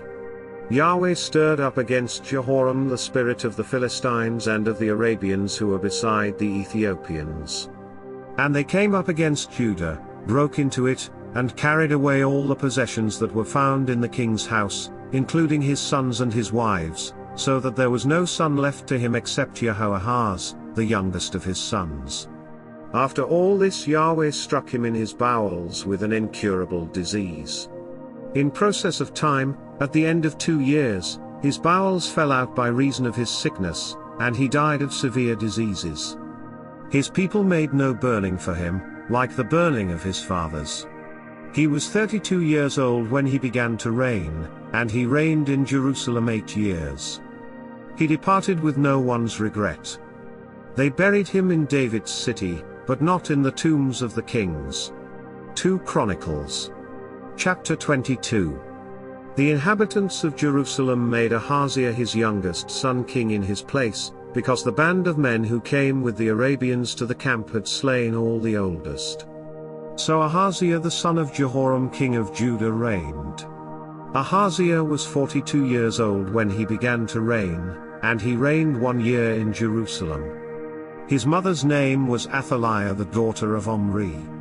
He also walked in the ways of Ahab's house, because his mother was his counselor in acting wickedly. He did that which was evil in Yahweh's sight, as did Ahab's house, for they were his counselors after the death of his father, to his destruction. He also followed their counsel, and went with Jehoram the son of Ahab king of Israel to war against Hazael king of Syria at Ramoth-Gilead, and the Syrians wounded Joram. He returned to be healed in Jezreel of the wounds which they had given him at Ramah, when he fought against Hazael king of Syria. Azariah the son of Jehoram, king of Judah, went down to see Jehoram the son of Ahab in Jezreel, because he was sick. Now the destruction of Ahaziah was of God, in that he went to Joram, for when he had come, he went out with Jehoram against Jehu the son of Nimshi, whom Yahweh had anointed to cut off Ahab's house. When Jehu was executing judgment on Ahab's house, he found the princes of Judah, and the sons of the brothers of Ahaziah serving Ahaziah, and killed them. He sought Ahaziah, and they caught him. Now he was hiding in Samaria, and they brought him to Jehu and killed him, and they buried him, for they said, He is the son of Jehoshaphat, who sought Yahweh with all his heart. The house of Ahaziah had no power to hold the kingdom. Now when Athaliah the mother of Ahaziah saw that her son was dead, she arose and destroyed all the royal offspring of the house of Judah. But Jehoshabeath, the king's daughter, took Joash the son of Ahaziah, and stealthily rescued him from among the king's sons who were slain, and put him and his nurse in the bedroom. So Jehoshabeath, the daughter of King Jehoram, the wife of Jehoiada the priest, for she was the sister of Ahaziah, hid him from Athaliah, so that she didn't kill him. He was with them hidden in God's house 6 years while Athaliah reigned over the land. 2 Chronicles. Chapter 23. In the 7th year, Jehoiada strengthened himself, and took the captains of hundreds, Azariah the son of Jeroham, Ishmael the son of Jehohanan, Azariah the son of Obed, Maaiah the son of Adaiah, and Elishaphat the son of Zichri, into a covenant with him. They went around in Judah, and gathered the Levites out of all the cities of Judah, and the heads of fathers' households of Israel, and they came to Jerusalem. All the assembly made a covenant with the king in God's house. Jehoiada said to them, Behold, the king's son must reign, as Yahweh has spoken concerning the sons of David. This is the thing that you must do: a third part of you, who come in on the Sabbath, of the priests and of the Levites, shall be gatekeepers of the thresholds. A third part shall be at the king's house, and a third part at the gate of the foundation. All the people will be in the courts of Yahweh's house. But let no one come into Yahweh's house except the priests and those who minister of the Levites. They shall come in, for they are holy, but all the people shall follow Yahweh's instructions. The Levites shall surround the king, every man with his weapons in his hand. Whoever comes into the house, let him be slain. Be with the king when he comes in and when he goes out. So the Levites and all Judah did according to all that Jehoiada the priest commanded. They each took his men, those who were to come in on the Sabbath, with those who were to go out on the Sabbath, for Jehoiada the priest didn't dismiss the shift. Jehoiada the priest delivered to the captains of hundreds the spears, bucklers, and shields that had been King David's, which were in God's house. He set all the people, every man with his weapon in his hand, from the right side of the house to the left side of the house, near the altar and the house, around the king. Then they brought out the king's son, put the crown on him, gave him the covenant, and made him king. Jehoiada and his sons anointed him, and they said, Long live the king. When Athaliah heard the noise of the people running and praising the king, she came to the people into Yahweh's house. Then she looked, and behold, the king stood by his pillar at the entrance, with the captains and the trumpeters by the king. All the people of the land rejoiced and blew trumpets. The singers also played musical instruments, and led the singing of praise. Then Athaliah tore her clothes, and said, Treason! Treason! Jehoiada the priest brought out the captains of hundreds who were set over the army, and said to them, Bring her out between the ranks, and whoever follows her, let him be slain with the sword. For the priest said, Don't kill her in Yahweh's house. So they made way for her. She went to the entrance of the horse gate to the king's house, and they killed her there. Jehoiada made a covenant between himself, all the people, and the king, that they should be Yahweh's people. All the people went to the house of Baal, broke it down, broke his altars and his images in pieces, and killed Matan the priest of Baal before the altars. Jehoiada appointed the officers of Yahweh's house under the hand of the Levitical priests, whom David had distributed in Yahweh's house, to offer the burnt offerings of Yahweh, as it is written in the law of Moses, with rejoicing and with singing, as David had ordered. He set the gatekeepers at the gates of Yahweh's house, that no one who was unclean in anything should enter in. He took the captains of hundreds, the nobles, the governors of the people, and all the people of the land, and brought the king down from Yahweh's house. They came through the upper gate to the king's house, and set the king on the throne of the kingdom. So all the people of the land rejoiced, and the city was quiet. They had slain Athaliah with the sword. 2 Chronicles. Chapter 24. Joash was 7 years old when he began to reign, and he reigned 40 years in Jerusalem.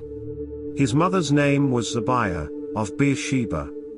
Joash did that which was right in Yahweh's eyes all the days of Jehoiada the priest.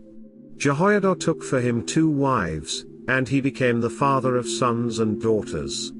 After this, Joash intended to restore Yahweh's house. He gathered together the priests and the Levites, and said to them, Go out to the cities of Judah, and gather money to repair the house of your God from all Israel from year to year. See that you expedite this matter. However, the Levites didn't do it right away.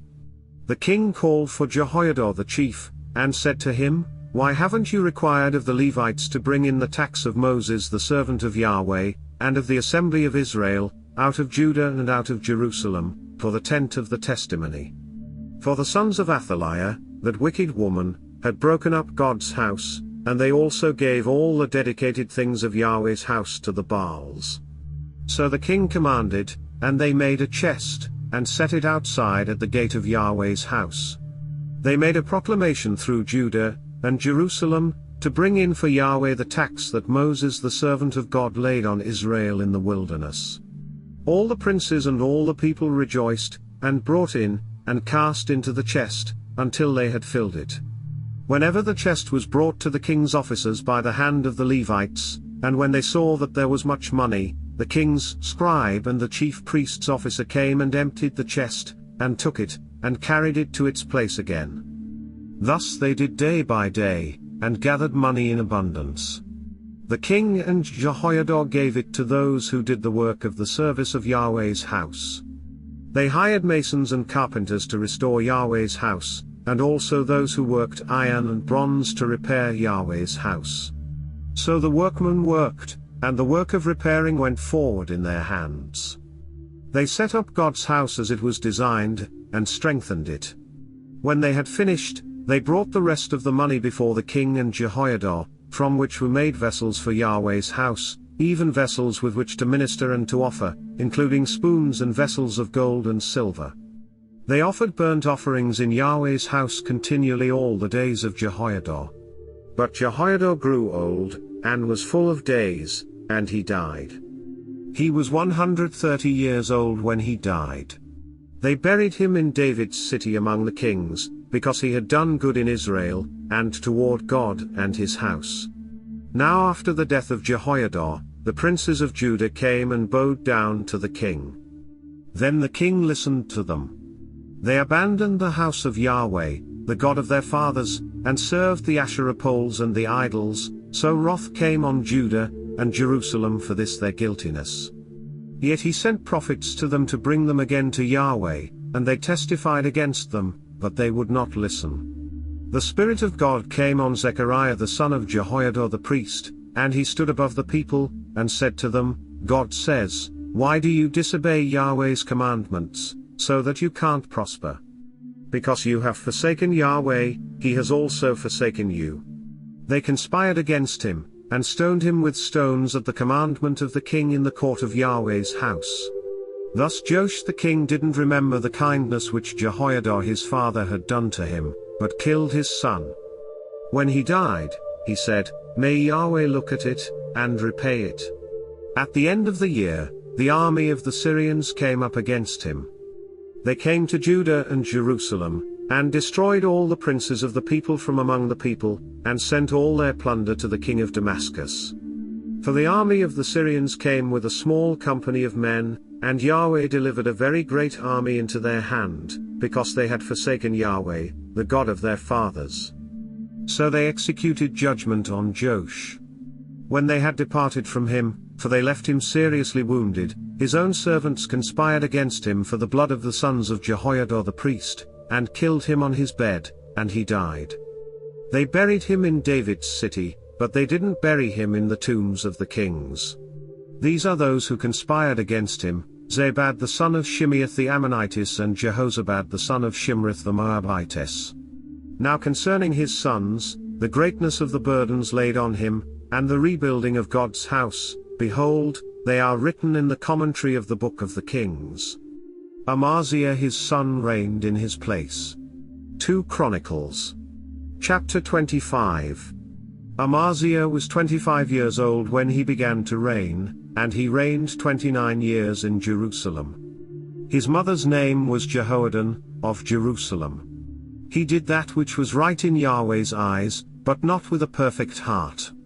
Now when the kingdom was established to him, he killed his servants who had killed his father the king.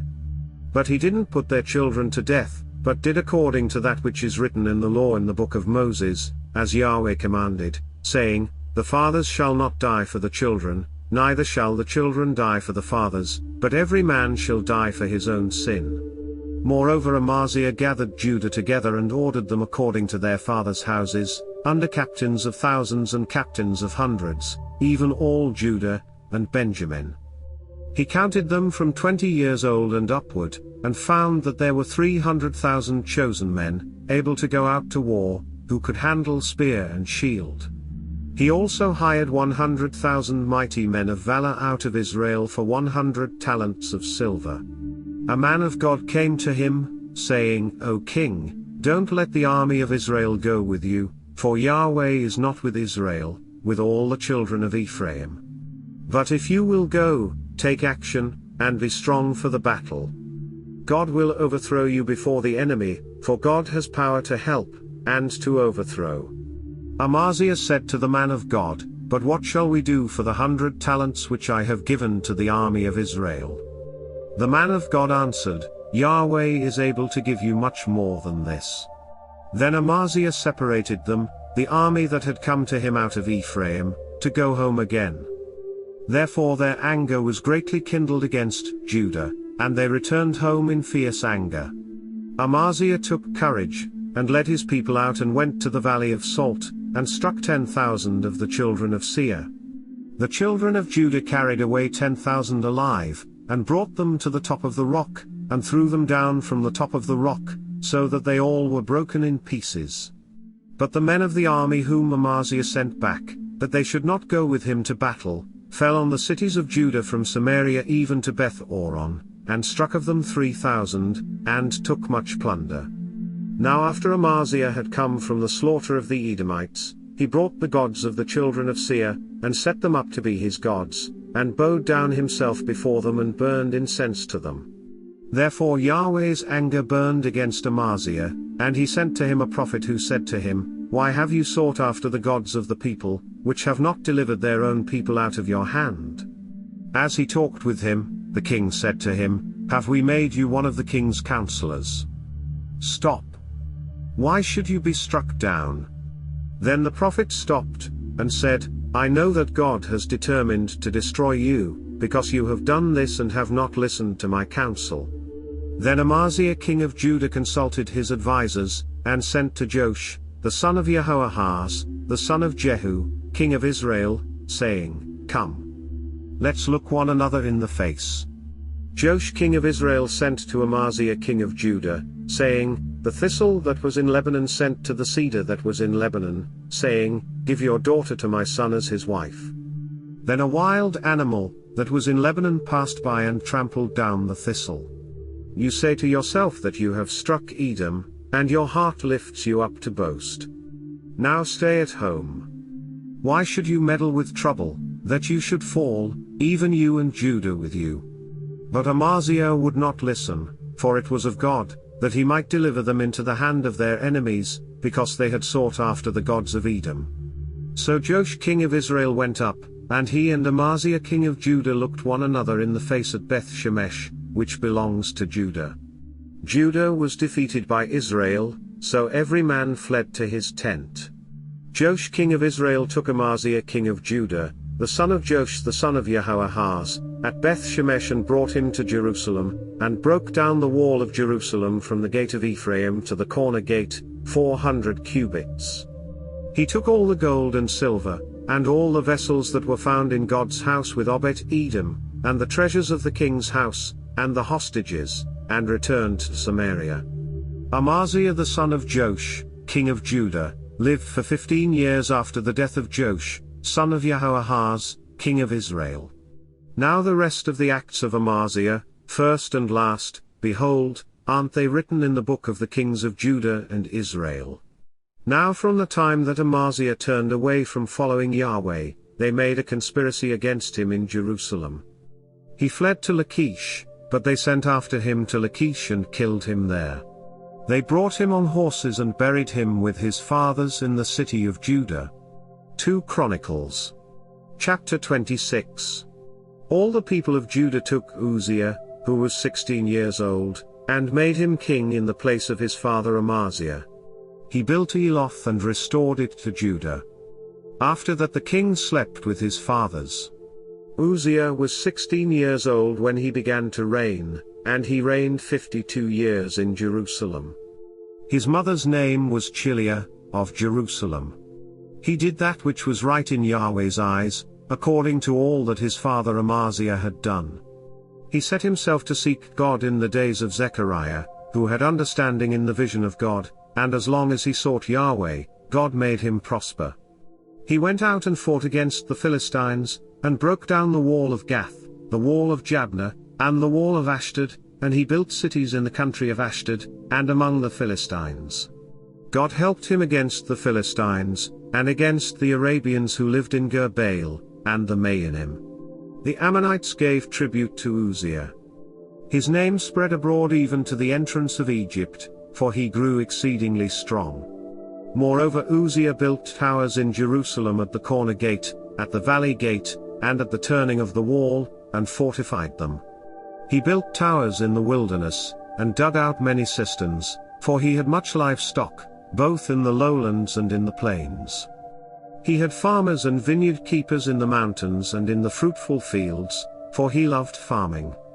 Moreover, Uzziah had an army of fighting men who went out to war by bands, according to the number of their reckoning made by Jael the scribe and Maaiah the officer, under the hand of Hananiah, one of the king's captains. The whole number of the heads of fathers' households, even the mighty men of valor, was 2,600.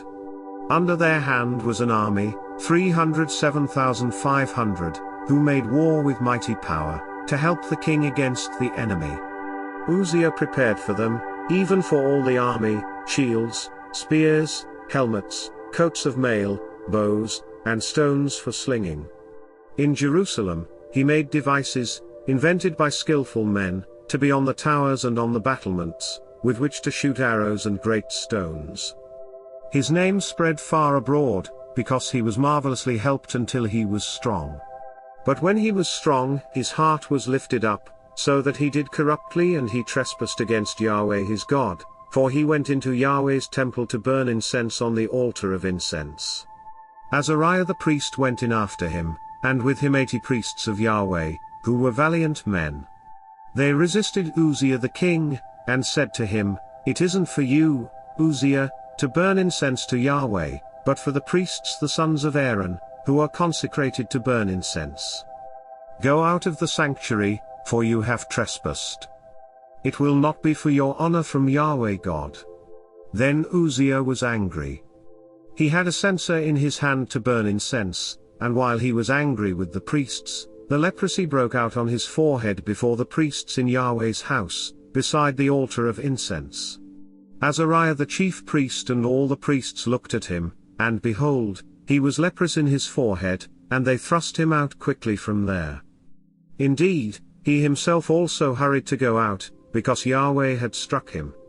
Uzziah the king was a leper to the day of his death, and lived in a separate house, being a leper, for he was cut off from Yahweh's house. Jotham his son was over the king's house, judging the people of the land. Now the rest of the acts of Uzziah, first and last, Isaiah the prophet, the son of Amoz, wrote. So Uzziah slept with his fathers, and they buried him with his fathers in the field of burial which belonged to the kings, for they said, "He is a leper." Jotham his son reigned in his place. 2 Chronicles. Chapter 27. Jotham was 25 years old when he began to reign, and he reigned 16 years in Jerusalem. His mother's name was Jerusha the daughter of Zadok. He did that which was right in Yahweh's eyes, according to all that his father Uzziah had done. However, he didn't enter into Yahweh's temple. The people still acted corruptly. He built the upper gate of Yahweh's house, and he built much on the wall of Ophel. Moreover, he built cities in the hill country of Judah, and in the forests he built fortresses and towers. He also fought with the king of the children of Ammon, and prevailed against them. The children of Ammon gave him the same year 100 talents of silver, 10,000 cors of wheat, and 10,000 cors of barley. The children of Ammon also gave that much to him in the second year, and in the third. So Jotham became mighty, because he ordered his ways before Yahweh his God. Now the rest of the acts of Jotham, and all his wars and his ways, behold, they are written in the book of the kings of Israel and Judah. He was 25 years old when he began to reign, and reigned 16 years in Jerusalem. Jotham slept with his fathers, and they buried him in David's city, and Ahaz his son reigned in his place. 2 Chronicles. Chapter 28. Ahaz was 20 years old when he began to reign, and he reigned 16 years in Jerusalem. He didn't do that which was right in Yahweh's eyes, like David his father. But he walked in the ways of the kings of Israel, and also made molten images for the Baals. Moreover he burned incense in the valley of the son of Hinnom, and burned his children in the fire, according to the abominations of the nations whom Yahweh cast out before the children of Israel. He sacrificed and burned incense in the high places, and on the hills, and under every green tree. Therefore Yahweh his God delivered him into the hand of the king of Syria. They struck him, and carried away from him a great multitude of captives, and brought them to Damascus. He was also delivered into the hand of the king of Israel, who struck him with a great slaughter. For Pekah the son of Remaliah killed in Judah 120,000 in one day, all of them valiant men, because they had forsaken Yahweh, the God of their fathers. Zichri, a mighty man of Ephraim, killed Maaiah the king's son, Azrikam the ruler of the house, and Elkanah who was next to the king. The children of Israel carried away captive of their brothers 200,000 women, sons, and daughters, and also took away much plunder from them, and brought the plunder to Samaria.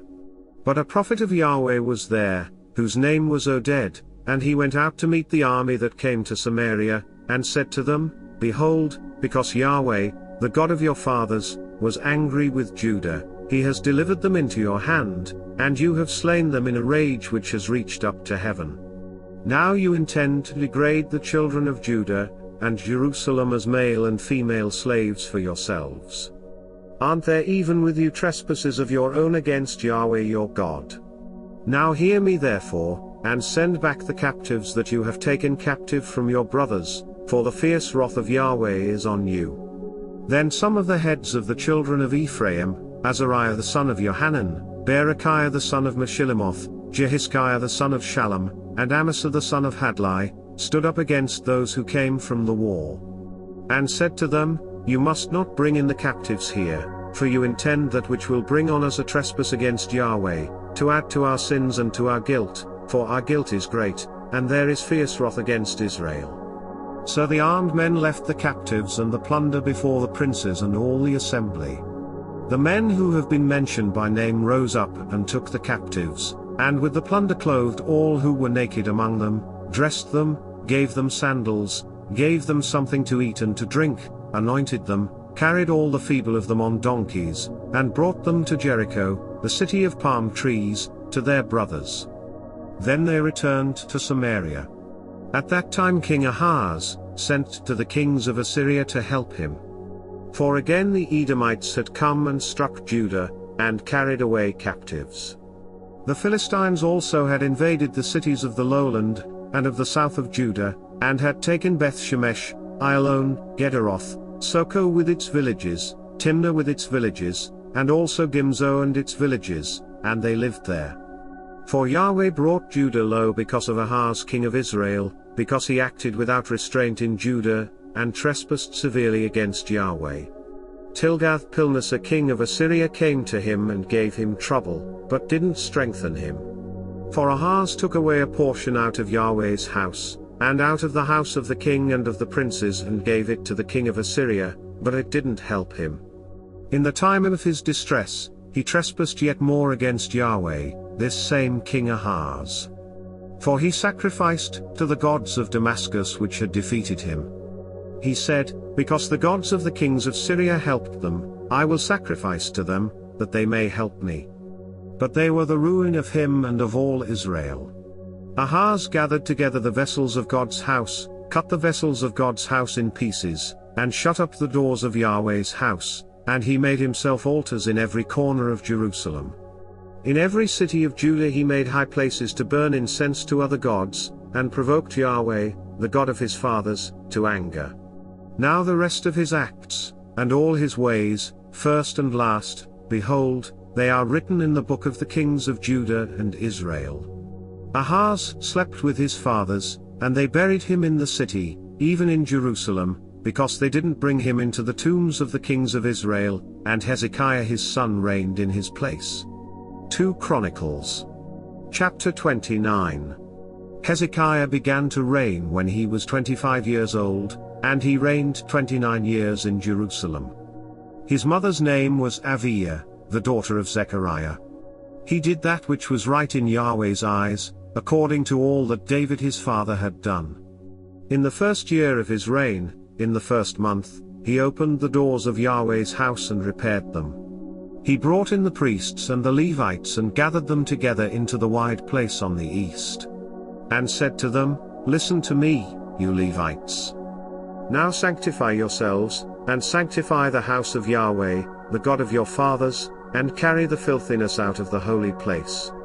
For our fathers were unfaithful, and have done that which was evil in Yahweh our God's sight, and have forsaken him, and have turned away their faces from the habitation of Yahweh, and turned their backs. Also they have shut up the doors of the porch, and put out the lamps, and have not burned incense nor offered burnt offerings in the holy place to the God of Israel. Therefore Yahweh's wrath was on Judah and Jerusalem, and he has delivered them to be tossed back and forth, to be an astonishment and a hissing, as you see with your eyes. For behold, our fathers have fallen by the sword, and our sons and our daughters and our wives are in captivity for this.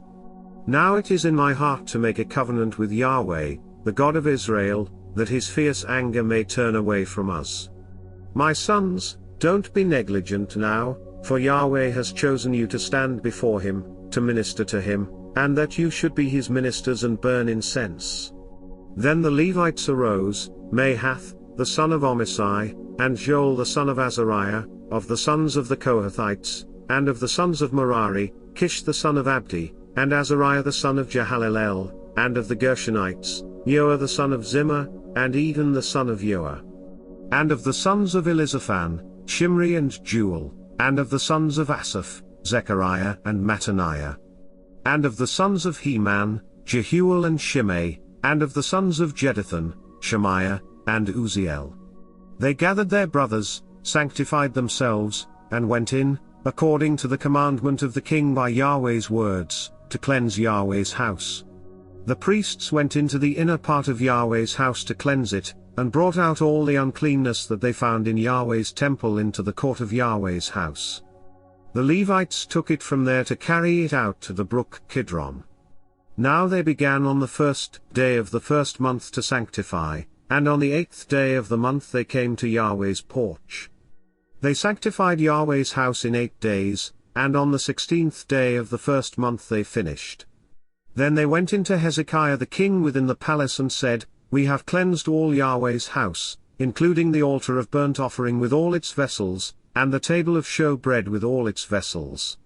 Moreover, we have prepared and sanctified all the vessels which King Ahaz threw away in his reign when he was unfaithful. Behold, they are before Yahweh's altar." Then Hezekiah the king arose early, gathered the princes of the city, and went up to Yahweh's house. They brought 7 bulls, 7 rams, 7 lambs, and 7 male goats, for a sin offering for the kingdom, for the sanctuary, and for Judah. He commanded the priests the sons of Aaron to offer them on Yahweh's altar. So they killed the bulls, and the priests received the blood and sprinkled it on the altar. They killed the rams and sprinkled the blood on the altar. They also killed the lambs and sprinkled the blood on the altar. They brought near the male goats for the sin offering before the king and the assembly, and they laid their hands on them. Then the priests killed them, and they made a sin offering with their blood on the altar, to make atonement for all Israel, for the king commanded that the burnt offering and the sin offering should be made for all Israel. He set the Levites in Yahweh's house with cymbals, with stringed instruments, and with harps, according to the commandment of David, of Gad the king's seer, and Nathan the prophet, for the commandment was from Yahweh by his prophets. The Levites stood with David's instruments, and the priests with the trumpets. Hezekiah commanded them to offer the burnt offering on the altar. When the burnt offering began, Yahweh's song also began, along with the trumpets and instruments of David king of Israel. All the assembly worshipped, the singers sang, and the trumpeters sounded. All this continued until the burnt offering was finished. When they had finished offering, the king and all who were present with him bowed themselves and worshipped. Moreover, Hezekiah the king and the princes commanded the Levites to sing praises to Yahweh with the words of David, and of Asaph the seer. They sang praises with gladness, and they bowed their heads and worshipped. Then Hezekiah answered, "Now you have consecrated yourselves to Yahweh. Come near and bring sacrifices and thank offerings into Yahweh's house." The assembly brought in sacrifices and thank offerings, and as many as were of a willing heart brought burnt offerings. The number of the burnt offerings which the assembly brought was 70 bulls, 100 rams, and 200 lambs. All these were for a burnt offering to Yahweh. The consecrated things were 600 head of cattle and 3,000 sheep. But the priests were too few, so that they could not skin all the burnt offerings.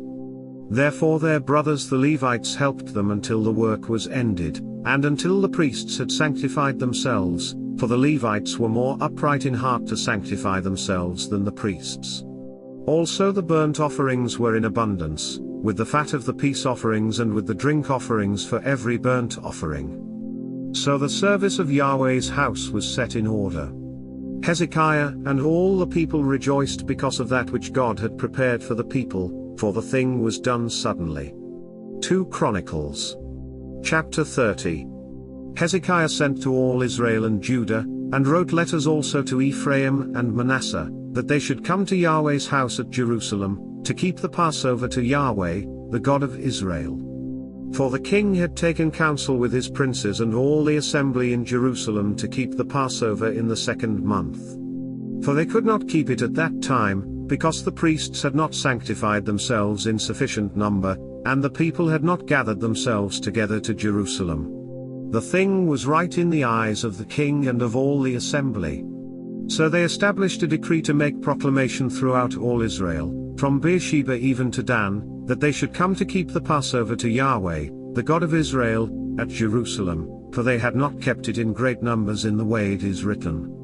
So the couriers went with the letters from the king and his princes throughout all Israel and Judah, according to the commandment of the king, saying, "You children of Israel, turn again to Yahweh, the God of Abraham, Isaac, and Israel, that he may return to the remnant of you that have escaped out of the hand of the kings of Assyria. Don't be like your fathers and like your brothers, who trespassed against Yahweh, the God of their fathers, so that he gave them up to desolation, as you see. Now don't be stiff-necked, as your fathers were, but yield yourselves to Yahweh, and enter into his sanctuary, which he has sanctified forever, and serve Yahweh your God, that his fierce anger may turn away from you. For if you turn again to Yahweh, your brothers and your children will find compassion with those who led them captive, and will come again into this land, because Yahweh your God is gracious and merciful, and will not turn away his face from you if you return to him." So the couriers passed from city to city through the country of Ephraim and Manasseh, even to Zebulun, but people ridiculed them and mocked them. Nevertheless, men of Asher, Manasseh, and Zebulun humbled themselves and came to Jerusalem. Also the hand of God came on Judah to give them one heart, to do the commandment of the king and of the princes by Yahweh's word. Many people assembled at Jerusalem to keep the feast of unleavened bread in the 2nd month, a very great assembly. They arose and took away the altars that were in Jerusalem, and they took away all the altars for incense and threw them into the brook Kidron. Then they killed the Passover on the 14th day of the 2nd month. The priests and the Levites were ashamed, and sanctified themselves, and brought burnt offerings into Yahweh's house. They stood in their place after their order, according to the law of Moses the man of God. The priests sprinkled the blood which they received of the hand of the Levites. For there were many in the assembly who had not sanctified themselves, therefore the Levites were in charge of killing the Passovers for everyone who was not clean, to sanctify them to Yahweh. For a multitude of the people, even many of Ephraim, Manasseh, Issachar, and Zebulun, had not cleansed themselves, yet they ate the Passover other than the way it is written. For Hezekiah had prayed for them, saying, May the good Yahweh pardon everyone who sets his heart to seek God, Yahweh, the God of his fathers, even if they aren't clean according to the purification of the sanctuary. Yahweh listened to Hezekiah, and healed the people. The children of Israel who were present at Jerusalem kept the feast of unleavened bread 7 days with great gladness. The Levites and the priests praised Yahweh day by day, singing with loud instruments to Yahweh.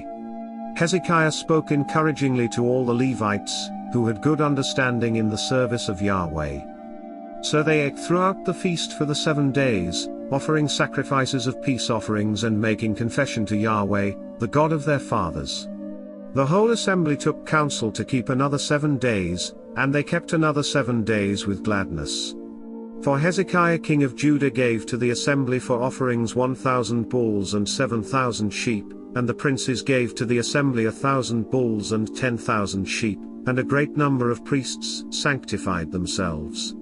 All the assembly of Judah, with the priests and the Levites, and all the assembly who came out of Israel, and the foreigners who came out of the land of Israel and who lived in Judah, rejoiced. So there was great joy in Jerusalem, for since the time of Solomon the son of David king of Israel there was nothing like this in Jerusalem. Then the Levitical priests arose and blessed the people. Their voice was heard, and their prayer came up to his holy habitation, even to heaven. 2 Chronicles. Chapter 31. Now when all this was finished, all Israel who were present went out to the cities of Judah and broke the pillars in pieces, cut down the Asherah poles, and broke down the high places and the altars out of all Judah and Benjamin, also in Ephraim and Manasseh, until they had destroyed them all. Then all the children of Israel returned, every man to his possession, into their own cities. Hezekiah appointed the divisions of the priests and the Levites after their divisions, every man according to his service, both the priests and the Levites, for burnt offerings and for peace offerings, to minister, to give thanks, and to praise in the gates of Yahweh's camp. He also appointed the king's portion of his possessions for the burnt offerings, for the morning and evening burnt offerings, and the burnt offerings for the Sabbaths, for the new moons, and for the set feasts, as it is written in Yahweh's law. Moreover he commanded the people who lived in Jerusalem to give the portion of the priests and the Levites, that they might give themselves to Yahweh's law. As soon as the commandment went out, the children of Israel gave in abundance the first fruits of grain, new wine, oil, honey, and of all the increase of the field, and they brought in the tithe of all things abundantly. The children of Israel and Judah, who lived in the cities of Judah, also brought in the tithe of cattle and sheep, and the tithe of dedicated things which were consecrated to Yahweh their God, and laid them in heaps. In the 3rd month, they began to lay the foundation of the heaps, and finished them in the 7th month. When Hezekiah and the princes came and saw the heaps, they blessed Yahweh and his people Israel. Then Hezekiah questioned the priests and the Levites about the heaps. Azariah the chief priest, of the house of Zadok, answered him and said, Since people began to bring the offerings into Yahweh's house, we have eaten and had enough, and have plenty left over, for Yahweh has blessed his people, and that which is left is this great store. Then Hezekiah commanded them to prepare rooms in Yahweh's house, and they prepared them. They brought in the offerings, the tithes, and the dedicated things faithfully. Conaniah the Levite was ruler over them, and Shimei his brother was second. Jehiel, Azaziah, Nahath, Asahel, Jeremoth, Jozabad, Eliel, Ismachiah, Mahath, and Benaiah were overseers under the hand of Conaniah and Shimei his brother, by the appointment of Hezekiah the king and Azariah the ruler of God's house. Kor the son of Enah the Levite, the gatekeeper at the east gate, was over the freewill offerings of God, to distribute Yahweh's offerings and the most holy things. Under him were Eden, Miniamin, Jeshua, Shemaiah, Amariah, and Shechaniah, in the cities of the priests, in their office of trust, to give to their brothers by divisions, to the great as well as to the small. In addition to those who were listed by genealogy of males, from 3 years old and upward, even everyone who entered into Yahweh's house, as the duty of every day required, for their service in their offices according to their divisions. And those who were listed by genealogy of the priests by their fathers' houses, and the Levites from 20 years old and upward, in their offices by their divisions. And those who were listed by genealogy of all their little ones, their wives, their sons, and their daughters, through all the congregation, for in their office of trust they sanctified themselves in holiness. Also for the sons of Aaron the priests, who were in the fields of the pasture lands of their cities, in every city, there were men who were mentioned by name to give portions to all the males among the priests and to all who were listed by genealogy among the Levites. Hezekiah did so throughout all Judah, and he did that which was good, right, and faithful before Yahweh his God. In every work that he began in the service of God's house, in the law, and in the commandments, to seek his God, he did it with all his heart and prospered. 2 Chronicles. Chapter 32. After these things and this faithfulness, Sennacherib king of Assyria came, entered into Judah, encamped against the fortified cities, and intended to win them for himself. When Hezekiah saw that Sennacherib had come, and that he was planning to fight against Jerusalem, he took counsel with his princes and his mighty men to stop the waters of the springs which were outside of the city, and they helped him. Then many people gathered together and they stopped all the springs and the brook that flowed through the middle of the land, saying, "Why should the kings of Assyria come, and find abundant water?" He took courage, built up all the wall that was broken down, and raised it up to the towers, with the other wall outside, and strengthened Milo in David's city, and made weapons and shields in abundance. He set captains of war over the people, gathered them together to him in the wide place at the gate of the city, and spoke encouragingly to them, saying, "Be strong and courageous. Don't be afraid or dismayed because of the king of Assyria, nor for all the multitude who is with him, for there is a greater one with us than with him. An arm of flesh is with him, but Yahweh our God is with us to help us and to fight our battles." The people rested themselves on the words of Hezekiah king of Judah. After this, Sennacherib king of Assyria sent his servants to Jerusalem. Now he was attacking Lachish, and all his forces were with him, to Hezekiah king of Judah, and to all Judah who were at Jerusalem, saying, "Sennacherib king of Assyria says, in whom do you trust, that you remain under siege in Jerusalem? Doesn't Hezekiah persuade you to give you over to die by famine and by thirst, saying, Yahweh our God will deliver us out of the hand of the king of Assyria? Hasn't the same Hezekiah taken away his high places and his altars, and commanded Judah and Jerusalem, saying, You shall worship before one altar, and you shall burn incense on it? Don't you know what I and my fathers have done to all the peoples of the lands? Were the gods of the nations of those lands in any way able to deliver their land out of my hand? Who was there among all the gods of those nations which my fathers utterly destroyed that could deliver his people out of my hand, that your God should be able to deliver you out of my hand? Now therefore don't let Hezekiah deceive you nor persuade you in this way. Don't believe him, for no god of any nation or kingdom was able to deliver his people out of my hand, and out of the hand of my fathers. How much less will your God deliver you out of my hand? His servants spoke yet more against Yahweh God and against his servant Hezekiah. He also wrote letters insulting Yahweh, the God of Israel, and speaking against him, saying, As the gods of the nations of the lands, which have not delivered their people out of my hand, so shall the God of Hezekiah not deliver his people out of my hand. They called out with a loud voice in the Jews' language to the people of Jerusalem who were on the wall, to frighten them and to trouble them, that they might take the city. They spoke of the God of Jerusalem as of the gods of the peoples of the earth, which are the work of men's hands. Hezekiah the king and Isaiah the prophet, the son of Amoz, prayed because of this, and cried to heaven.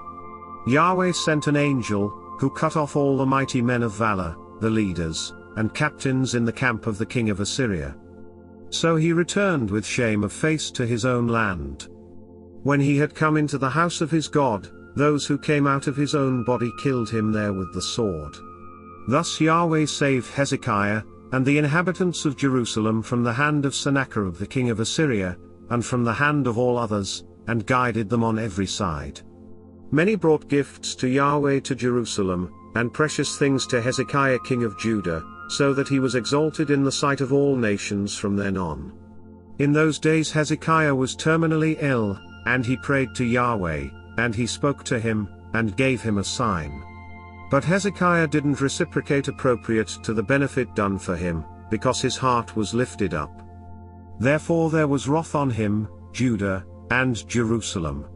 However, Hezekiah humbled himself for the pride of his heart, both he and the inhabitants of Jerusalem, so that Yahweh's wrath didn't come on them in the days of Hezekiah. Hezekiah had exceedingly great riches and honor. He provided himself with treasuries for silver, for gold, for precious stones, for spices, for shields, and for all kinds of valuable vessels. Also storehouses for the increase of grain, new wine, and oil, and stalls for all kinds of animals, and flocks in folds. Moreover he provided for himself cities, and possessions of flocks and herds in abundance, for God had given him abundant possessions. This same Hezekiah also stopped the upper spring of the waters of Gihon, and brought them straight down on the west side of David's city. Hezekiah prospered in all his works. However, concerning the ambassadors of the princes of Babylon, who sent to him to inquire of the wonder that was done in the land, God left him to test him, that he might know all that was in his heart. Now the rest of the acts of Hezekiah and his good deeds, behold, they are written in the vision of Isaiah the prophet, the son of Amoz, in the book of the kings of Judah and Israel. Hezekiah slept with his fathers, and they buried him in the ascent to the tombs of the sons of David. All Judah, and the inhabitants of Jerusalem honored him at his death. Manasseh his son reigned in his place. 2 Chronicles. Chapter 33. Manasseh was 12 years old when he began to reign, and he reigned 55 years in Jerusalem. He did that which was evil in Yahweh's sight, after the abominations of the nations whom Yahweh cast out before the children of Israel. For he built again the high places which Hezekiah his father had broken down, and he raised up altars for the Baals, made Asheroth, and worshipped all the army of the sky, and served them. He built altars in Yahweh's house, of which Yahweh said, My name shall be in Jerusalem forever. He built altars for all the army of the sky in the 2 courts of Yahweh's house. He also made his children to pass through the fire in the valley of the son of Hinnom. He practiced sorcery, divination, and witchcraft, and dealt with those who had familiar spirits and with wizards. He did much evil in Yahweh's sight, to provoke him to anger.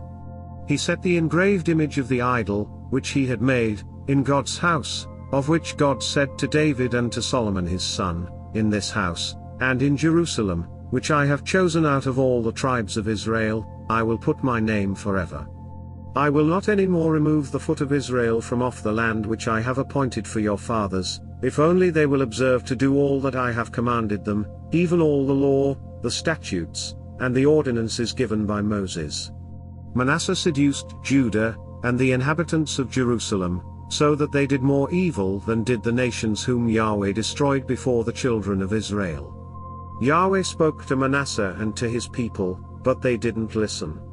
Therefore Yahweh brought on them the captains of the army of the king of Assyria, who took Manasseh in chains, bound him with fetters, and carried him to Babylon. When he was in distress, he begged Yahweh his God, and humbled himself greatly before the God of his fathers. He prayed to him, and he was entreated by him, and heard his supplication, and brought him again to Jerusalem into his kingdom. Then Manasseh knew that Yahweh was God. Now after this, he built an outer wall to David's city on the west side of Gihon, in the valley, even to the entrance at the fish gate. He encircled Ophel with it, and raised it up to a very great height, and he put valiant captains in all the fortified cities of Judah. He took away the foreign gods and the idol out of Yahweh's house, and all the altars that he had built in the mountain of Yahweh's house and in Jerusalem, and cast them out of the city. He built up Yahweh's altar, and offered sacrifices of peace offerings and of thanksgiving on it, and commanded Judah to serve Yahweh, the God of Israel. Nevertheless the people still sacrificed in the high places, but only to Yahweh their God. Now the rest of the acts of Manasseh, and his prayer to his God, and the words of the seers who spoke to him in the name of Yahweh, the God of Israel, behold, they are written among the acts of the kings of Israel. His prayer also, and how God listened to his request, and all his sin and his trespass, and the places in which he built high places and set up the Asherah poles and the engraved images before he humbled himself, behold, they are written in the history of Hosea. So Manasseh slept with his fathers, and they buried him in his own house, and Amon his son reigned in his place. Amon was 22 years old when he began to reign, and he reigned 2 years in Jerusalem. He did that which was evil in Yahweh's sight, as did Manasseh his father, and Amon sacrificed to all the engraved images which Manasseh his father had made, and served them. He didn't humble himself before Yahweh, as Manasseh his father had humbled himself, but this same Amon trespassed more and more. His servants conspired against him, and put him to death in his own house.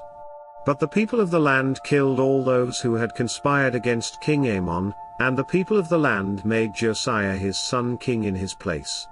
2 Chronicles. Chapter 34.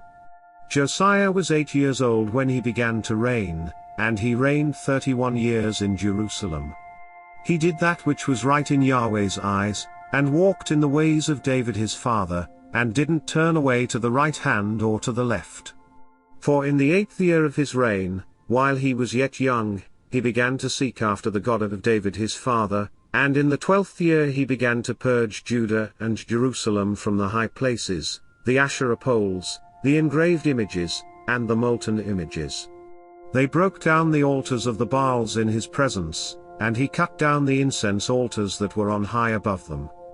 He broke the Asherah poles, the engraved images, and the molten images in pieces, made dust of them, and scattered it on the graves of those who had sacrificed to them. He burned the bones of the priests on their altars, and purged Judah and Jerusalem. He did this in the cities of Manasseh, Ephraim, and Simeon, even to Naphtali, around in their ruins.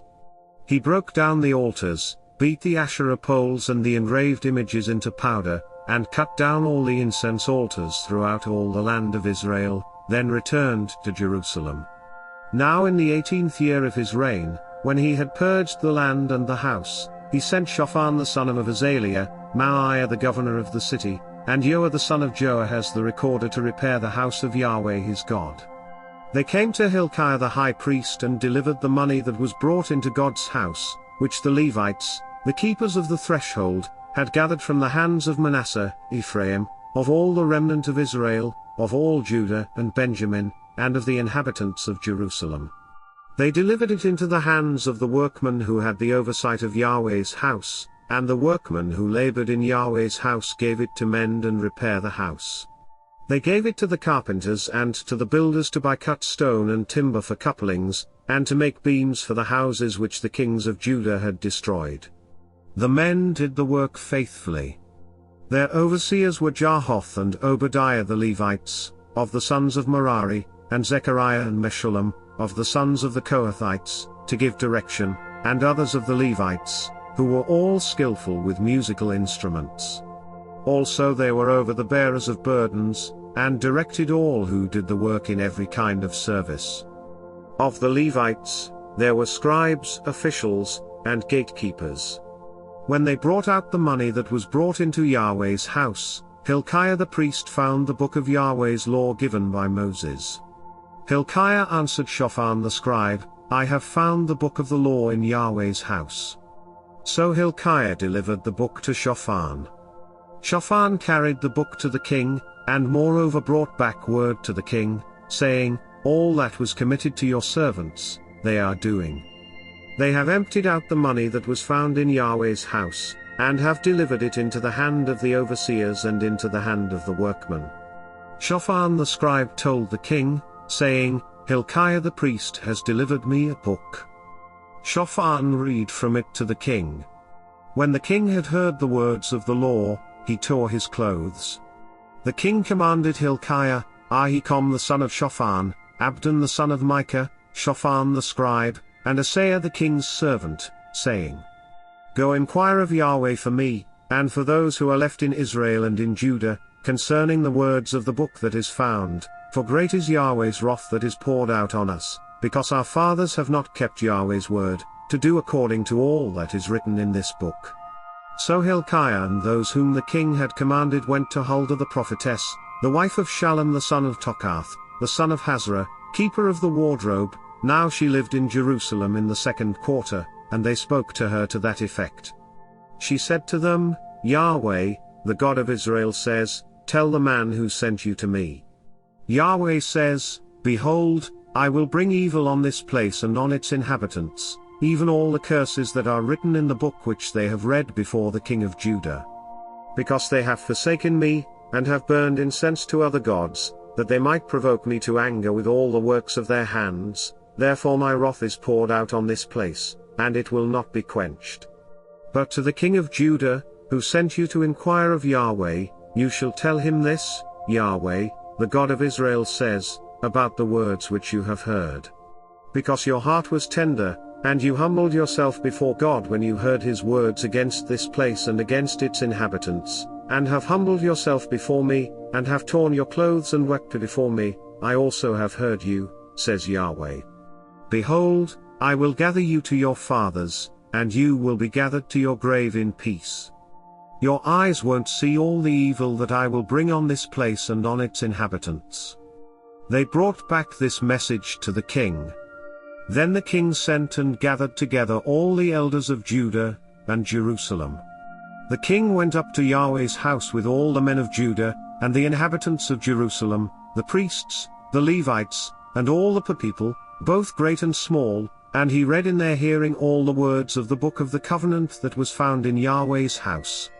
The king stood in his place and made a covenant before Yahweh, to walk after Yahweh, and to keep his commandments, his testimonies, and his statutes with all his heart and with all his soul, to perform the words of the covenant that were written in this book. He caused all who were found in Jerusalem and Benjamin to stand. The inhabitants of Jerusalem did according to the covenant of God, the God of their fathers. Josiah took away all the abominations out of all the countries that belonged to the children of Israel, and made all who were found in Israel to serve, even to serve Yahweh their God. All his days they didn't depart from following Yahweh, the God of their fathers. 2 Chronicles. Chapter 35. Josiah kept a Passover to Yahweh in Jerusalem. They killed the Passover on the 14th day of the 1st month. He set the priests in their offices and encouraged them in the service of Yahweh's house. He said to the Levites who taught all Israel, who were holy to Yahweh, put the holy ark in the house which Solomon the son of David king of Israel built. It will no longer be a burden on your shoulders. Now serve Yahweh your God and his people Israel. Prepare yourselves after your fathers' houses by your divisions, according to the writing of David king of Israel, and according to the writing of Solomon his son. Stand in the holy place according to the divisions of the fathers' houses of your brothers the children of the people, and let there be for each a portion of a father's house of the Levites. Kill the Passover lamb, sanctify yourselves, and prepare for your brothers, to do according to Yahweh's word by Moses. Josiah gave to the children of the people, of the flock, lambs and young goats, all of them for the Passover offerings, to all who were present, to the number of 30,000, and 3,000 bulls. These were of the king's substance. His princes gave a freewill offering to the people, to the priests, and to the Levites. Hilkiah, Zechariah, and Jehiel, the rulers of God's house, gave to the priests for the Passover offerings 2,600 small livestock, and 300 head of cattle. Conaniah also, and Shemaiah and Nethanel, his brothers, and Hashabiah, Jael, and Jozabad, the chiefs of the Levites, gave to the Levites for the Passover offerings 5,000 small livestock and 500 head of cattle. So the service was prepared, and the priests stood in their place, and the Levites by their divisions, according to the king's commandment. They killed the Passover lambs, and the priests sprinkled the blood which they received from their hands, and the Levites skinned them. They removed the burnt offerings, that they might give them according to the divisions of the fathers' houses of the children of the people, to offer to Yahweh, as it is written in the book of Moses. They did the same with the cattle. They roasted the Passover with fire according to the ordinance. They boiled the holy offerings in pots, in cauldrons, and in pans, and carried them quickly to all the children of the people. Afterward they prepared for themselves and for the priests, because the priests the sons of Aaron were busy with offering the burnt offerings and the fat until night. Therefore the Levites prepared for themselves and for the priests the sons of Aaron. The singers, the sons of Asaph, were in their place, according to the commandment of David, Asaph, Heman, and Jeduthun the king's seer, and the gatekeepers were at every gate. They didn't need to depart from their service, because their brothers the Levites prepared for them. So all the service of Yahweh was prepared the same day, to keep the Passover, and to offer burnt offerings on Yahweh's altar, according to the commandment of King Josiah. The children of Israel who were present kept the Passover at that time, and the feast of unleavened bread 7 days. There was no Passover like that kept in Israel from the days of Samuel the prophet, nor did any of the kings of Israel keep such a Passover as Josiah kept, with the priests, the Levites, and all Judah and Israel who were present, and the inhabitants of Jerusalem. This Passover was kept in the 18th year of the reign of Josiah. After all this, when Josiah had prepared the temple, Necho king of Egypt went up to fight against Carchemish by the Euphrates, and Josiah went out against him. But he sent ambassadors to him, saying, "What have I to do with you, you king of Judah? I come not against you today, but against the house with which I have war. God has commanded me to make haste. Beware that it is God who is with me, that he not destroy you." Nevertheless Josiah would not turn his face from him, but disguised himself, that he might fight with him, and didn't listen to the words of Necho from the mouth of God, and came to fight in the valley of Megiddo. The archers shot at King Josiah, and the king said to his servants, "Take me away, because I am seriously wounded." So his servants took him out of the chariot, and put him in the second chariot that he had, and brought him to Jerusalem, and he died, and was buried in the tombs of his fathers. All Judah and Jerusalem mourned for Josiah. Jeremiah lamented for Josiah, and all the singing men and singing women spoke of Josiah in their lamentations to this day, and they made them an ordinance in Israel. Behold, they are written in the Lamentations. Now the rest of the acts of Josiah and his good deeds, according to that which is written in Yahweh's law. And his acts, first and last, behold, they are written in the book of the kings of Israel and Judah. 2 Chronicles. Chapter 36. Then the people of the land took Jehoahaz the son of Josiah, and made him king in his father's place in Jerusalem. Joahaz was 23 years old when he began to reign, and he reigned 3 months in Jerusalem. The king of Egypt removed him from office at Jerusalem, and fined the land 100 talents of silver and a talent of gold. The king of Egypt made Eliakim his brother king over Judah and Jerusalem, and changed his name to Jehoiakim. Necho took Joahaz his brother, and carried him to Egypt. Jehoiakim was 25 years old when he began to reign, and he reigned 11 years in Jerusalem. He did that which was evil in Yahweh his God's sight. Nebuchadnezzar king of Babylon came up against him, and bound him in fetters to carry him to Babylon. Nebuchadnezzar also carried some of the vessels of Yahweh's house to Babylon, and put them in his temple at Babylon. Now the rest of the acts of Jehoiakim, and his abominations which he did, and that which was found in him, behold, they are written in the book of the kings of Israel and Judah, and Jehoiakim his son reigned in his place. Jehoiakim was 8 years old when he began to reign, and he reigned 3 months and 10 days in Jerusalem. He did that which was evil in Yahweh's sight. At the return of the year, King Nebuchadnezzar sent and brought him to Babylon, with the valuable vessels of Yahweh's house, and made Zedekiah his brother king over Judah and Jerusalem. Zedekiah was 21 years old when he began to reign, and he reigned 11 years in Jerusalem. He did that which was evil in Yahweh his God's sight. He didn't humble himself before Jeremiah the prophet speaking from Yahweh's mouth. He also rebelled against King Nebuchadnezzar, who had made him swear by God, but he stiffened his neck, and hardened his heart against turning to Yahweh, the God of Israel. Moreover, all the chiefs of the priests and the people trespassed very greatly after all the abominations of the nations, and they polluted Yahweh's house which he had made holy in Jerusalem. Yahweh, the God of their fathers, sent to them by his messengers, rising up early and sending, because he had compassion on his people and on his dwelling place. But they mocked the messengers of God, despised his words, and scoffed at his prophets, until Yahweh's wrath arose against his people, until there was no remedy. Therefore he brought on them the king of the Chaldeans, who killed their young men with the sword in the house of their sanctuary, and had no compassion on young man or virgin, old man or infirm. He gave them all into his hand.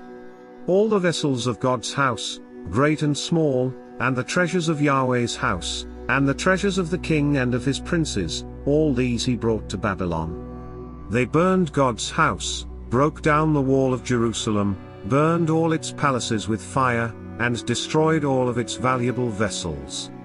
He carried those who had escaped from the sword away to Babylon, and they were servants to him and his sons until the reign of the kingdom of Persia. To fulfill Yahweh's word by Jeremiah's mouth, until the land had enjoyed its Sabbaths. As long as it lay desolate, it kept Sabbath, to fulfill 70 years.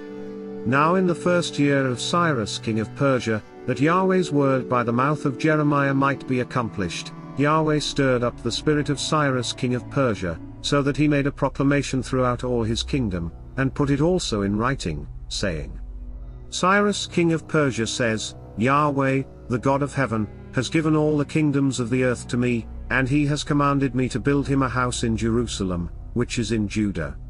Whoever there is among you of all his people, Yahweh his God be with him, and let him go up.